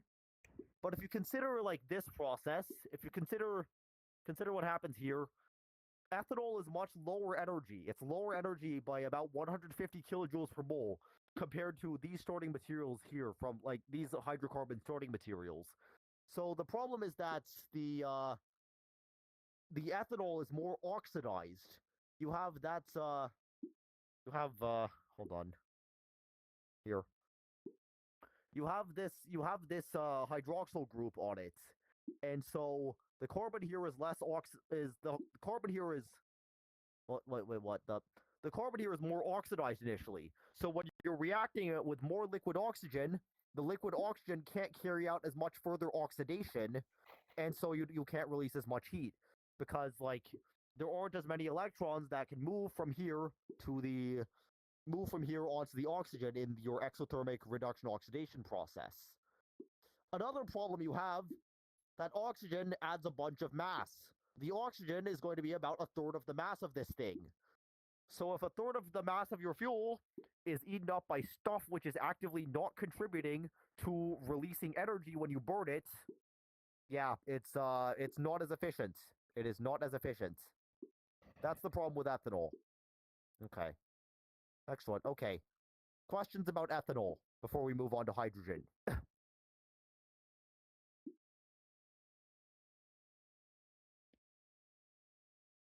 Yeah? How do you remove the extra oxygen? Is there a way? I mean, what do you mean? It's like, this is just a contrived hypothetical process to explain how the ethanol is lower in energy compared to like a comparable hydrocarbon. Ah, okay. I okay. don't know how you would actually execute this process. Okay, okay. Thank you. You would not be trying. I actually, there is a from this. Yeah? Here, let me draw it out. Okay, so let me draw it out. So you have OH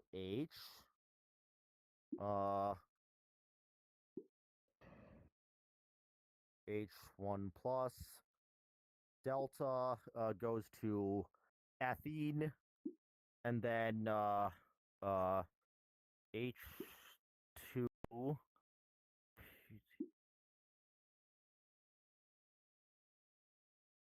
Yeah, this is how you would. Mhm. This is a way that you could go from Okay. ethanol to ethane. But realistically, you would not do this. Yeah, You would no. just get your ethane from natural gas. If you Okay. wanted ethane for something, you would get it from natural gas. Okay. But like here, Thank you. you can heat the ethanol with acid catalyst, and that generates ethene. So it's like you have a double bond, like a double bond, and then you react it with hydrogen with a catalytic palladium on carbon to obtain your ethane. That is how you could do that. Okay, thank you. Don't worry, I actually know what I'm talking about. I'm not just reading slides. Okay, well, Well, no, I was anyways. scared my question was dumb. No. It's an interesting question.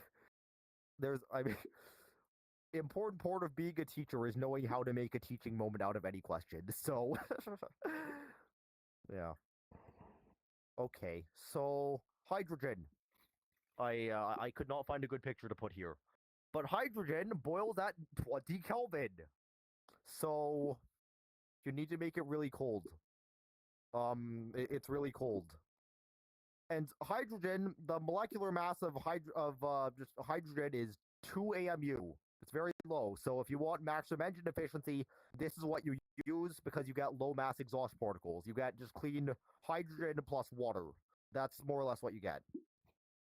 And hydrogen is not very dense. It's only 0.07 grams per milliliter. So you need giant propellant tanks to get the kind of performance that you desire. Okay. Giant propellant tanks, which are okay. So who knows how to make hydrogen?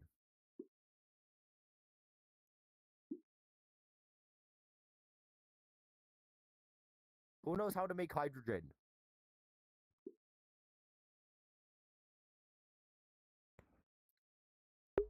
I'm not going to move on until somebody answers this. Yes? I can't remember water. exactly, but oh, go ahead. Electricity and water, doesn't that? Oh yeah, hydrolysis, right? Hmm. We're saying something with like electricity. Yeah, electrolysis. Is that Oh, correct? yeah. So, you're sort of right, but you're sort of wrong. I'll explain. Okay. Okay, so basically, your problem with electrolysis is that you need to apply a voltage of 1.23 volts to electrolyze water, which means that the electrical energy input needed to produce 1 mole of hydrogen is 237 kilojoules. Now, there is an easier way to do it. If you, there is an easier way to do it, which is the source of most hydrogen used for industrial applications and rocket propulsion. It's called steam methane reforming. As you can imagine, it is easier to do things when you start with natural gas. Yay! That's what I thought. I'm trying to be a comedian. I don't know if it's working, but yeah, it's like if you try to electrolyze water, then you have a reaction occurring at the cathode where water is being reduced to produce hydrogen, and you have another reaction at the anode where where there's oxidation occurring to, or actually, wait, no, is it? Actually, wait. What's my brain doing? But anyways, at the cathode, you're getting, yeah, your oxidation is occurring to convert the oxygen into in the water into oxygen gas. Now, the exact mechanism is variable depending on like the acidity of your solution, but it happens, and you need to apply at least a voltage of 1.23 volts to make it happen. So it's like this is a thermodynamically unfavorable process, but you're forcibly reversing it by applying electric current. And so if you do this, yeah, 237 kilojoules. So if you compare it to steam methane reforming, 69 kilojoules per mole of hydrogen, that is less. What's happening in steam methane reforming? You react methane and water, you form carbon dioxide and hydrogen. And it is, and then there's another reaction you can do with the output of this process and more water, which will allow you to produce even more hydrogen plus carbon dioxide. And so if we make some approximations and just assume that these quantities are temperature independent, then we see that the first process is thermodynamically favorable at temperatures above 960 Kelvin. The second process is thermodynamically favorable at temperatures below 975 Kelvin. So if we just try to analyze the first process, it's per mole of reaction, it takes in 206 kilojoules of energy. And so to maintain the reaction conditions, because you have to maintain this at elevated temperature in order for the reaction to proceed, you need to be putting in 206 kilojoules of heat per mole reaction, or 69 kilojoules per mole of hydrogen that gets produced. And this is far less than the energy input that's required for electrolysis, where even if you assume that the only energy input needed for electrolysis is from the electricity, and you don't need to do anything with the heating to maintain the reaction conditions, you're still looking at like way more energy required to produce to go by electrolysis. So, yes, this is how this works. If you want to make hydrogen at large scale, don't do electrolysis. Do this. Yeah. I'll also point out for the entropy change values. So for the first process, the entropy change is very positive because you're going from 2 molecules of gas to 4 molecules of gas. Making more molecules of gas means that the reaction system is now able to adopt more different microstates, because you have more different gas molecules that can go around in different places, go different orientations, do fun things.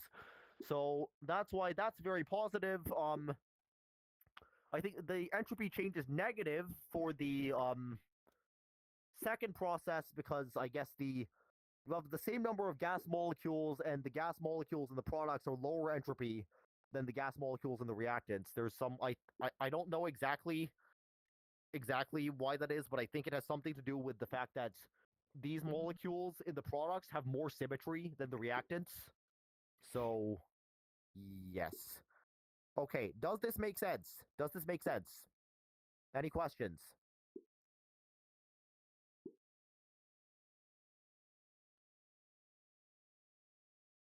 Okay. So hydrogen gas is cold. You have to cool it somehow. You have to cool it down to 20 Kelvin, and that is hard. It was hard enough, in fact, that right after World War II, the total productive liquid hydrogen production capacity in the entire United States was 6 kilograms per hour, not counting the time when the machines are off. 6 kilograms per hour. So, yes. Hydrogen has another fun problem where it has 2 nuclear isomers, whatever those are. Where there's one form where the nuclear spins are parallel, and one where the nuclear spins are opposing. The lower energy form is the one where the nuclear spins are opposing, but at ambient temperature, a lot of the hydrogen is excited. It's the ortho form, the nuclear spin parallel form. The ortho to para conversion, I believe that releases about 1 kilojoule per mole, which releases enough to boil off much of the hydrogen if you liquefy your hydrogen and then don't deal with that somehow. Now, the conversion from the ortho to the para form is slow. So if you just cool down your hydrogen, you have a bunch of cold ortho hydrogen. The ortho hydrogen will convert to para hydrogen over the next few days. I'm talking really quickly, aren't I?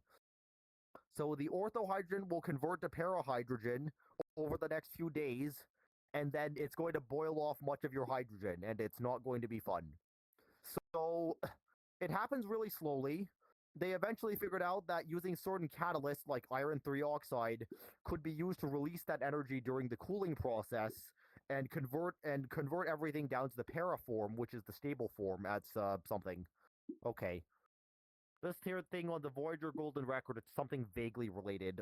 It uses the frequency of radio waves resulting from an electron spin flip as a timescale reference. So like the transition between these two states described here, where the spin of the electron flips, that is about 0.57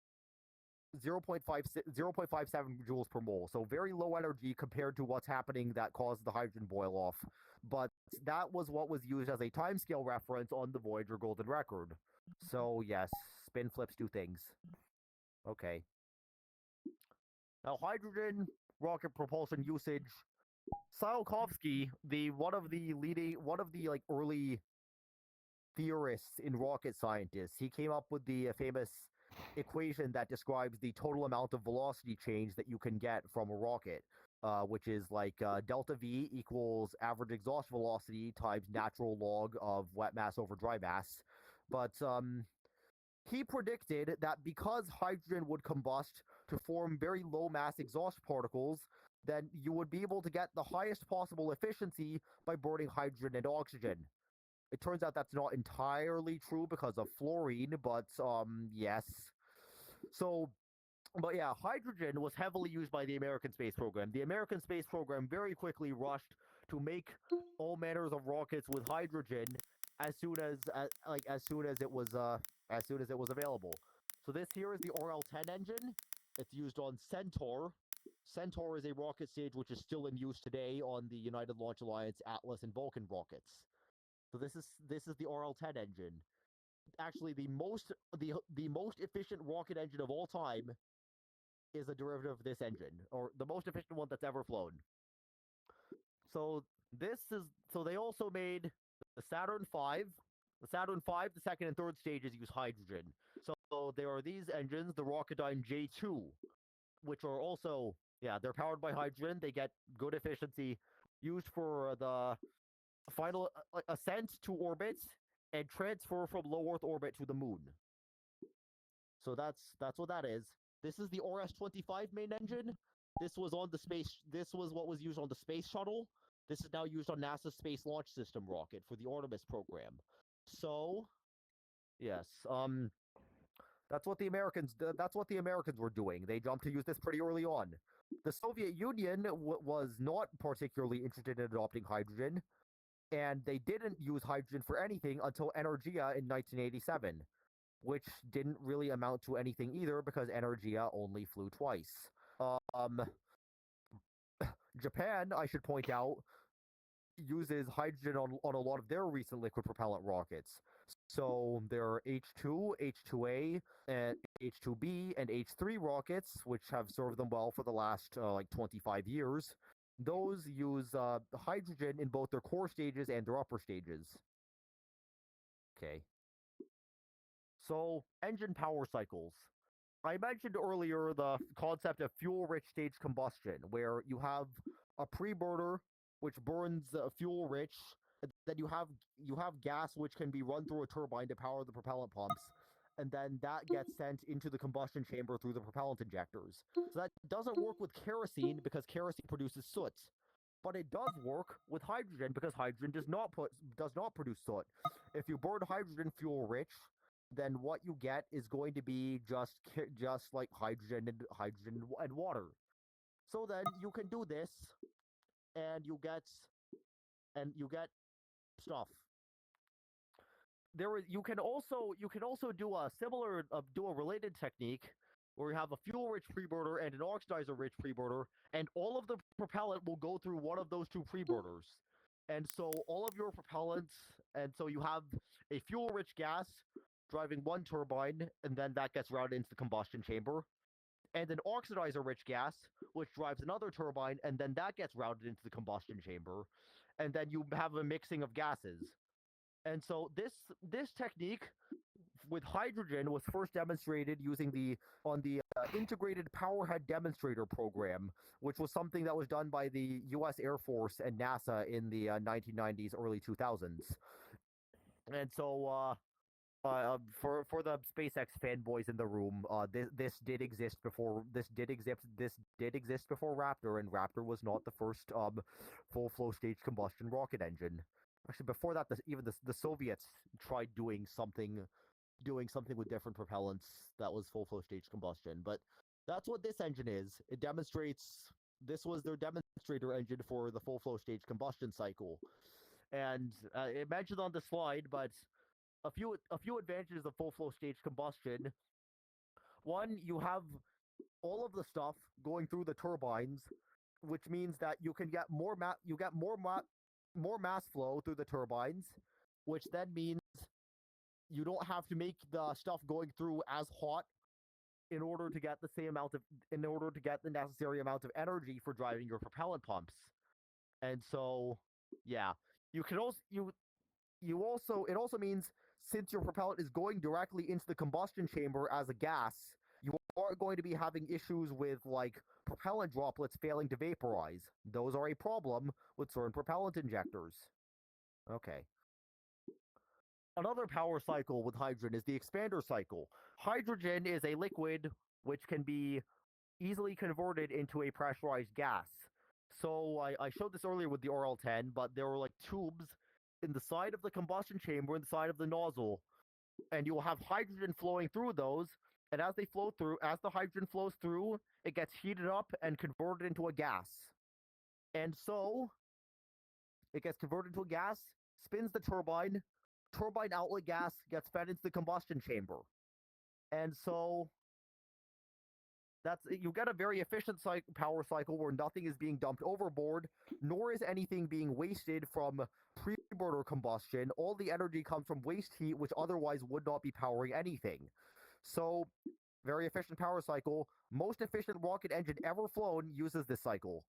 Although that could have changed if a certain 1990s development project went a bit better. Okay. The expander bleed cycle. Japan loves the expander bleed cycle, and I represent a Japanese group, so I have to say things about the expander bleed cycle. Japanese friends, please be proud of me. Okay, well. So, basically, the expander bleed cycle, it's similar to the expander cycle, but how it works is that only a small portion of the stuff that's going through the cooling channels is then being fed through the turbine, and the turbine outlet gases get dumped overboard. The Japanese space program has extensively used this, mostly as a less cost, more reliability, less performance trade-off. The problem you have in the expander cycle is that the turbine outlet gas must be higher pressure than the combustion in the combustion chamber, because the stuff in the turbine outlet gas has to be able to flow down the pressure gradient into the combustion chamber. And so that creates complications with your engine startup procedure. It creates a failure mode if main combustion backflows into the turbine. It's also, and that failure mode is and that complexity not good for your reliability. Again, the RL-10 is an incredibly reliable engine, so it can be made to work, but less cost, more reliability, sometimes it's a trade-off that makes sense, and it's a trade-off that the Japanese space program has decided to make. Now, that's what, or at least that's what they did with the LE-5B series of engines, which it has efficiency's pretty good, not quite as, it's about, I think, how much, 5%?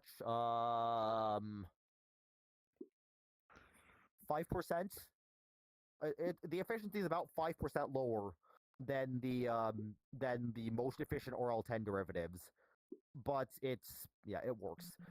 And that operates with a relatively low chamber pressure, about 30 to 40 bar, which is comparable to recent model RL-10 variants. But it is not necessarily inevitable that this trade-off has to be made for expander bleed cycle engines. Because the turbine outlet gas isn't being routed into the combustion chamber in the expander bleed cycle, you can run the main combustion chamber at much higher pressure, and you can get more power out of the turbine because you can get a better pressure gradient by venting it to vacuum. So then, it is possible that you can make an expander bleed cycle where the increase in chamber pressure more than offsets the performance loss from a small amount of the turbine outlet gas being dumped overboard. Okay. Like, this was studied in the MBXX project, which was a collaboration between Mitsubishi Heavy Industries and Pratt & Whitney Rocketdyne in the 1990s and early 2000s. But that ultimately never developed into a flying engine. It was proposed that this engine would have been more efficient than the most efficient of the RL-10 variants, which is the one that flies on Delta IV and SLS. Okay. That's all for hydrogen. Questions about hydrogen? We're almost done. We're almost done.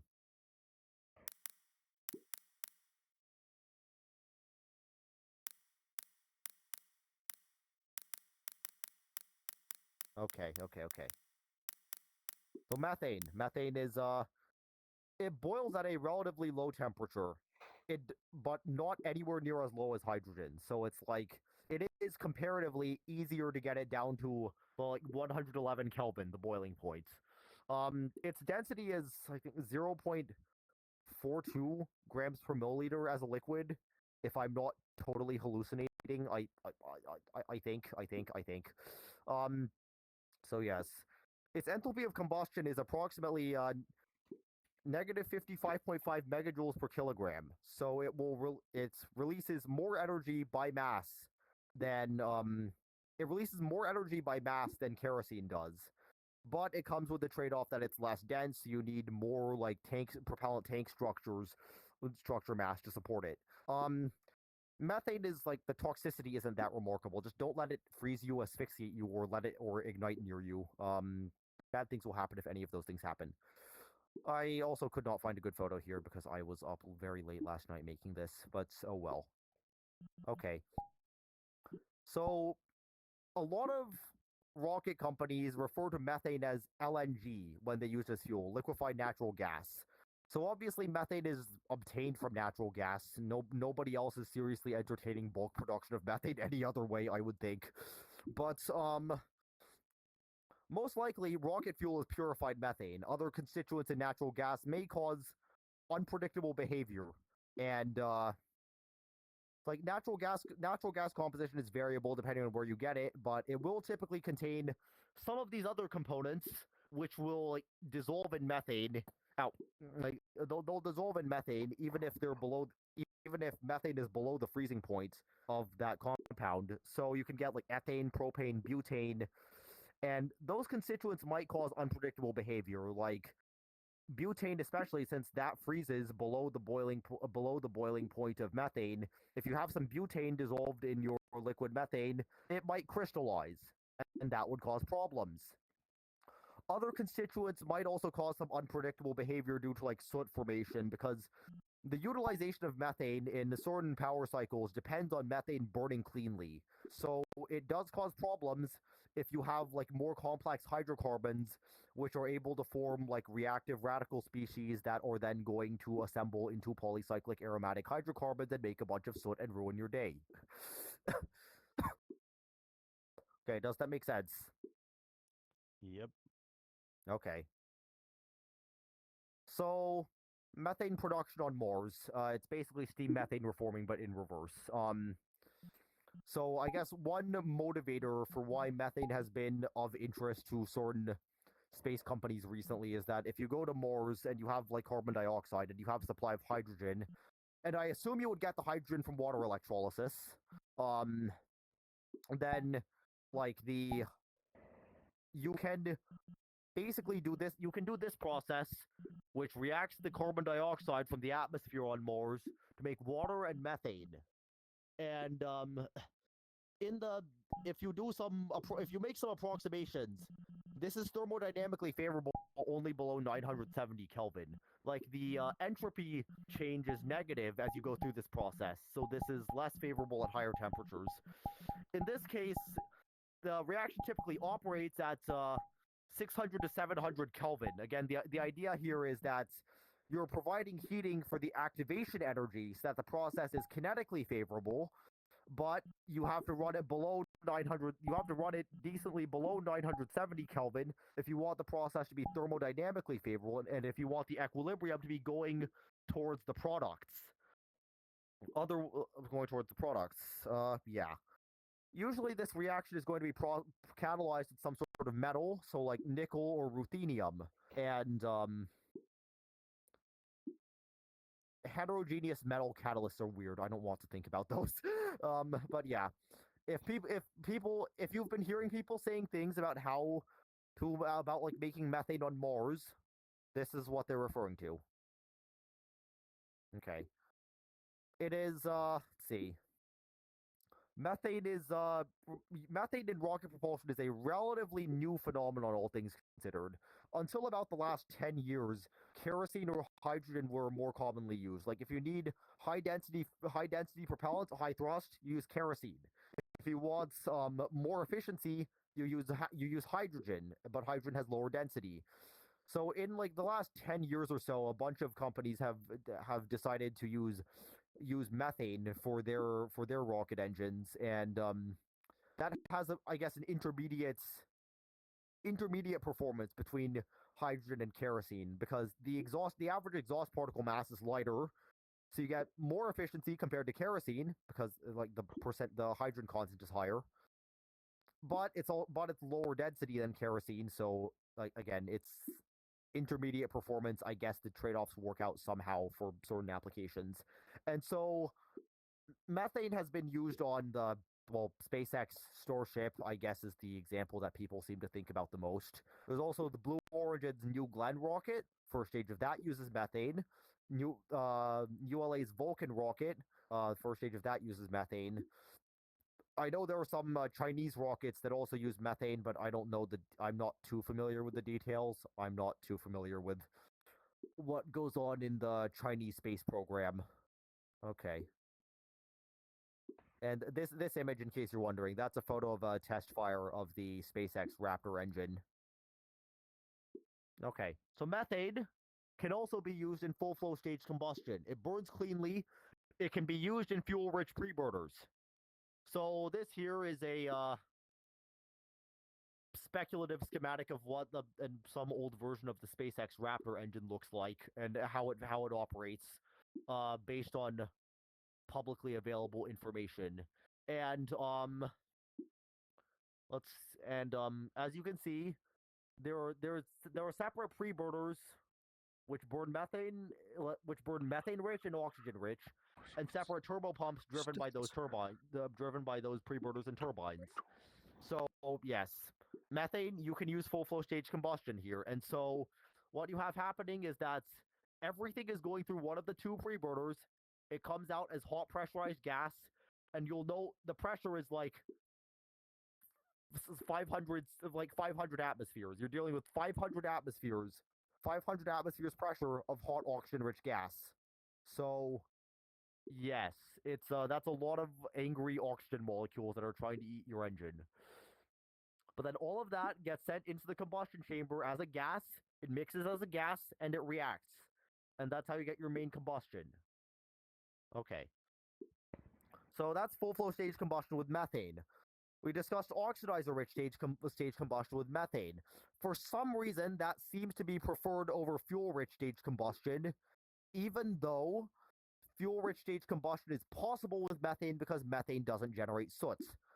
The best explanation of what I've heard is that it allows them to run more mass flow through the turbines, which allows for, I guess, milder operating conditions or just more performance. I don't know the details. Again, a lot of the details about oxidizer-rich stage combustion engines are not very well documented because it was done by some private company in that as like proprietary technology. Okay. It has also been proposed that methane can be used for the expander and expander bleed cycles. Um, both have been proposed, but never successfully flown. Let's see, like in the as part of the MBXX project, people propose that if you have an expander bleed cycle engine that runs on hydrogen, you could pretty easily repurpose it to operate with methane, just by changing the speed of the propellant pumps. If you reduce the speed of the hydrogen turbo pumps have to run really fast, and they're really big, and they tend to have multiple stages because hydrogen is not very dense, and so you need to pump a lot of volume to get your engine going at the rate that you want it going.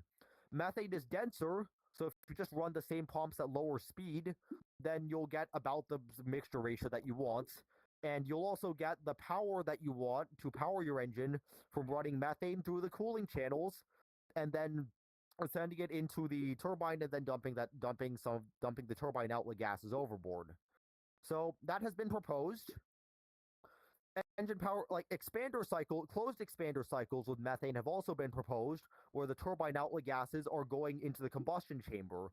That probably will not be quite as easy to repurpose from a hydrogen engine, because you have the complexity of your turbine outlet gas having to be higher pressure than your combustion chamber, and a bunch of stuff with those dynamics. So that coupling, you have to account for that somehow.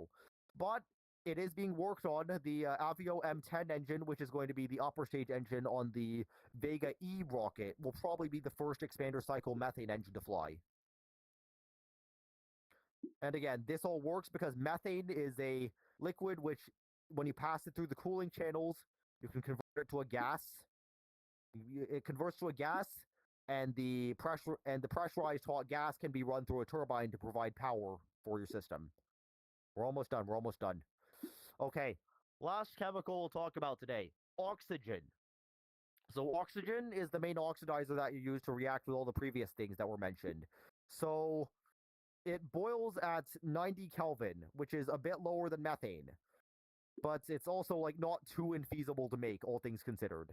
Again, this was being used to power the V2 rockets during World War II, so apparently Nazi Germany was able to mass produce this in large enough amounts to supply the ballistic missile terror bombing program. Oxygen is quite dense, 1.14 grams per milliliter. And one note about toxicity is that if you are exposed to too much oxygen, then reactive oxygen species might form in your body, which will cause harmful things to happen. I don't really know the details. But yeah. You get oxygen mainly by liquefying air. So I mentioned ethanol distillation earlier. What happens with ethanol, what happens with oxygen, you liquefy the air and you get a mixture of nitrogen, oxygen, and argon and some trace gases. And so the nitrogen and argon, I think, are going to boil off at a lower temperature. Again, you're working at very low temperatures here. But you can get the nitrogen out. You can preferentially remove the nitrogen before the oxygen, just by heating the nitrogen and by heating your liquefied air to boil the nitrogen out. Realistically, the whole system, you would have a whole system at around 90 to 100 Kelvin or something, and then you would recondense the nitrogen separately from the oxygen. But yes, that is how you would be getting your oxygen. Now this photo, liquid oxygen is paramagnetic. It actually experiences an attractive force when it's exposed to a strong magnetic field. And so that's because of its unpaired electrons. Here. So this here is the molecular orbital diagram for the ground state of molecular oxygen. So what you see is that there are actually two unpaired electrons, and so the two unpaired electrons, which cause which among other things, they cause the diatomic oxygen molecule to be paramagnetic. You'll notice I mentioned I had it in a note on another slide. Let's say you have, so this is how people will probably draw the structure of oxygen. This is an oversimplification because you don't actually have two electrons forming a bond in the same molecular orbit. In the, like, I guess, how do I say this? You don't actually have, like, a... How do I say this? I'm tired. You don't actually have two paired electrons forming the second bond here. So it's like, hold on, oxygen. So you have the, hold on. You have the I, okay, none of this makes sense. You have your oxygen atoms. You have your atomic orbitals, which form the sigma bonding, and sigma bonding. But then you also have pi orbitals. You have pi bonding from interactions above and below the plane of the above and below the axis of the sigma bond. So then you actually have unpaired electrons split across the two different pi orbitals that are off the axis. I don't know if that makes any sense at all, but basically what you need to know is that there are unpaired electrons in the oxygen in the ground state of molecular oxygen. And for oxygen to react with most other species have only paired electrons. So for oxygen to readily react and oxidize other things, these electrons actually have to become paired. And that creates an activation energy barrier of about 95 kilojoules per mole over the ground state, which is a lot. So actually, oxygen is again, the reaction of oxygen with a lot of things is thermodynamically favorable, but this greatly reduces the kinetic favorability of oxygen oxidizing stuff. And this is why you are not on fire right now, and this is why your clothes and your desk and your house are not on fire right now. Yeah. If the activation energy barrier was lower for this process, we would be having serious problems all the time. But yeah, I mentioned this because there's an interesting misconception about the reactivity of liquid oxygen. People think it's like super dangerous because it's going to oxidize everything. It turns out that no, it really isn't going to oxidize everything. It is cold, and you have to be careful with how you store it, and you need to make sure it doesn't find its way to an ignition source. But liquid oxygen is very cold, and so it won't actually react with very much to oxidize it quickly. Now, if you have hot, high-pressure, angry oxygen gas molecules at, like, hold on, what is it? At, like, 800 Kelvin and 500...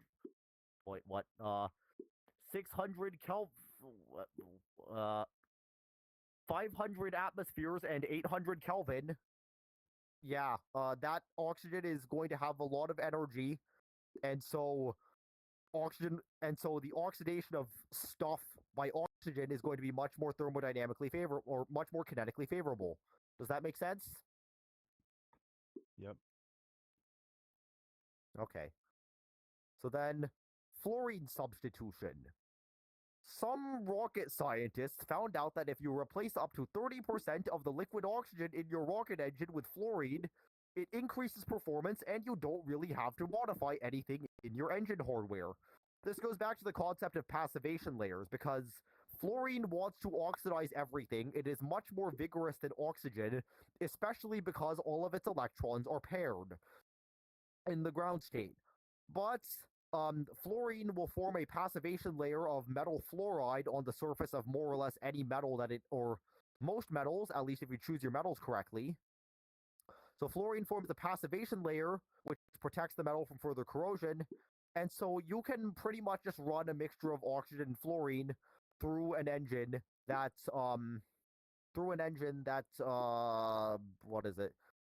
was designed for oxygen without that many modifications. You can get higher performance if you run 70% fluorine, because what you get with that's the right amount of fluorine, or 70% fluorine with kerosene. what you get with that is you have the right amount of fluorine, that all the fluorine will form hydrogen fluoride with with your with the hydrogen in the kerosene, and then the residual oxygen will react with carbon dioxide to form your carbon dioxide, which results in lower mass exhaust products. If you go higher than that, you get problems because you start forming very high mass fluorocarbon products, and you don't want those high mass products in your exhaust. So then, if you look, if you just get this data from the NASA chemical equilibrium solver for rocket engines, this is what you have for these two systems. So on the right, you have, on the left, you have kerosene with, what is it? Kerosene with pure liquid oxygen. And these are your exhaust species. Exhaust particle mass about 22.3 grams per mole on average. Exhaust velocity about 1200 meters per second. Now, if you substitute 30% of that with hydrogen, if you substitute 30% of the oxygen with kerosene by mass, you're actually getting, you get basically the same burn temperature. Basically the same burn temperature, like about 3300 Kelvin at the throat. But your exhaust particle mass is lower, about 20.1 grams per mole at the throat versus 22.4. And you get an exhaust velocity of 1,277 meters per second. So, again, important concept. Lower exhaust particle mass is good. And so people try doing funny things with fluorine because of it. If you look at this list of the exhaust products, you'll see that most of the fluorine ends up associating with hydrogen. And so 20% of the exhaust mass is hydrogen fluoride. The fluorine isn't really associating with the carbon. I would have run the numbers on this, but I was really tired last night. But yes, so that's how that works. So hypothetically, this works, and you can use it to increase the efficiency of your rocket. Now, nobody actually does this. Can you guess why?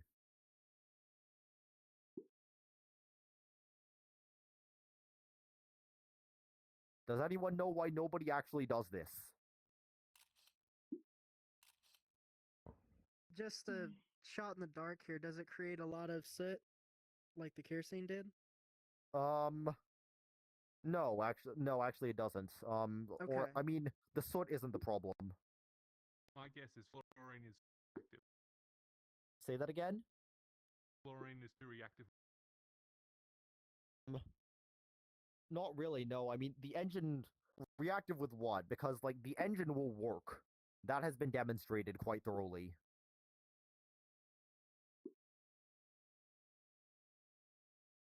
Any other guesses? Could it be that it doesn't have enough trust? Just the mass, or no? It's good enough. Okay, here, toxicity. So 20% of your exhaust mass is hydrogen fluoride. Hydrogen fluoride, do you know hydrofluoric acid? Does anyone know hydrofluoric Oh. acid? Oh, that's where we're going with this. Oh no. Yeah. So basically, you get more efficiency, but your exhaust is really horrible and toxic. So if you try to launch a rocket that runs on fluorine, you're going to be spraying like a toxic hydrofluoric acid all over everywhere, and it's going to be terrible, and people will probably die. Now, even if you only use this on the upper stage of your rocket, that creates its own problem. That still creates problems because, like, oh, well, for one, if your rocket explodes, great, now there's fluorine everywhere. But but even if you're not doing that, it's like one of the trade-offs you have to consider when you're doing something like this. When you use a dangerous chemical like fluorine, then like fluorine is horrible. So then you might have to be adding mass to your rocket for like safety measures to make sure that your rocket is robust and doesn't leak fluorine and cause problems. And so the added mass from those safety measures might negate the benefits of this increased engine efficiency. Rocket engineering has complex trade-offs. So that concludes this presentation. Get up here and let's take a group photo.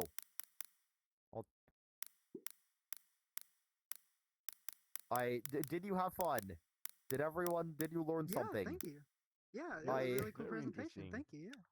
Yeah. I was really afraid Yeah. that nobody would be interested in this I didn't because, have like, anything that thorough ever. I know, like, there were a lot of people in the Japanese community who do events like this. So, like, my virtual space program, the Japanese group that I represent, they have some really talented people who do events like this, who do events like this all the time, and they are amazing. And I want I really wanted to share the experience of like the sort of work that they do with other people in English, and so here we are.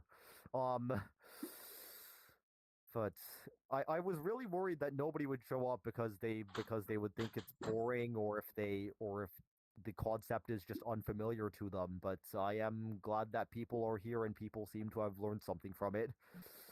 Unfortunate that it was such a long event, and it seems a lot of people had to head out before we were done. But I am really grateful for everyone's attendance at this event. So I guess I should just give some closing announcements about some things. Let me drop a print with my event schedule. I have two more events planned. One is tomorrow at it's on the one is tomorrow at 4 p.m. PDT, 7 p.m. EDT, 11 p.m. UTC. Or wait, actually, hold on. Here, it's on here. Just read. It's on here. Just read. But yeah, the next event is going to be in about how many? In about 21 hours. And then there's oh yeah, the next event This is will the be in about first time 21 I've stood hours. in It will almost be two a and a half world tour hours. showcasing some worlds with like solar system exploration related contents, like various spacecraft that were used to explore the solar system, do science. If you want to learn about Hayabusa, the Little legendary moved. asteroid explorer, that's the event for that. That you'll hear about that. Yeah. That's what's up next for us. If you want to see more things like this, here, this group, this is the group, this is the group that does the thing. It's mostly Japanese, but English speakers are welcome to join. I know this because I wrote the text on their English promotional poster. So, like these Anything people are already in amazing. it? Please Yeah. support them. I can't say this enough. And like I am very grateful for the support of my Japanese friends from VSP here who woke up at 9 a.m. their time to be here. Thank you so much. Thank you so much. Okay. Okay, get up here. Time for group photo. Let me just get these out of the way.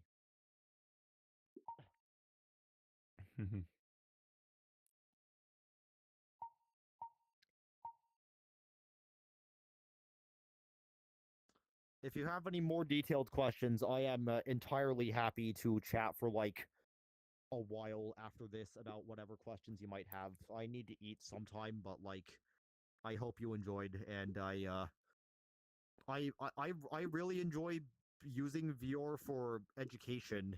It's like it feels like it's a very overlooked thing in get a bit hold on. It should be more of a thing. Yeah, it's very Yeah, practical. it should be. It's really amazing. Like VR has a lot of potential for visualizing things, which is just like Yep. it's not really well yeah, I mean It's still niche, but once it's developed, it could really give a it's good very niche. visualization of everything. Yeah, it's very niche. So as far as space things go, I am proud to have colleagues who are just the absolute best of the best. I do not take that lightly when I say it, but yeah. Okay. Take your pictures. Yay. Or hold on, let me aim my camera a bit differently. Aim shoot this.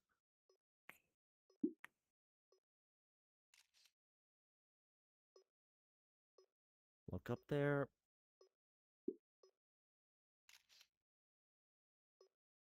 Yeah. Honestly, this felt like by far the most important event of this VCAT for me because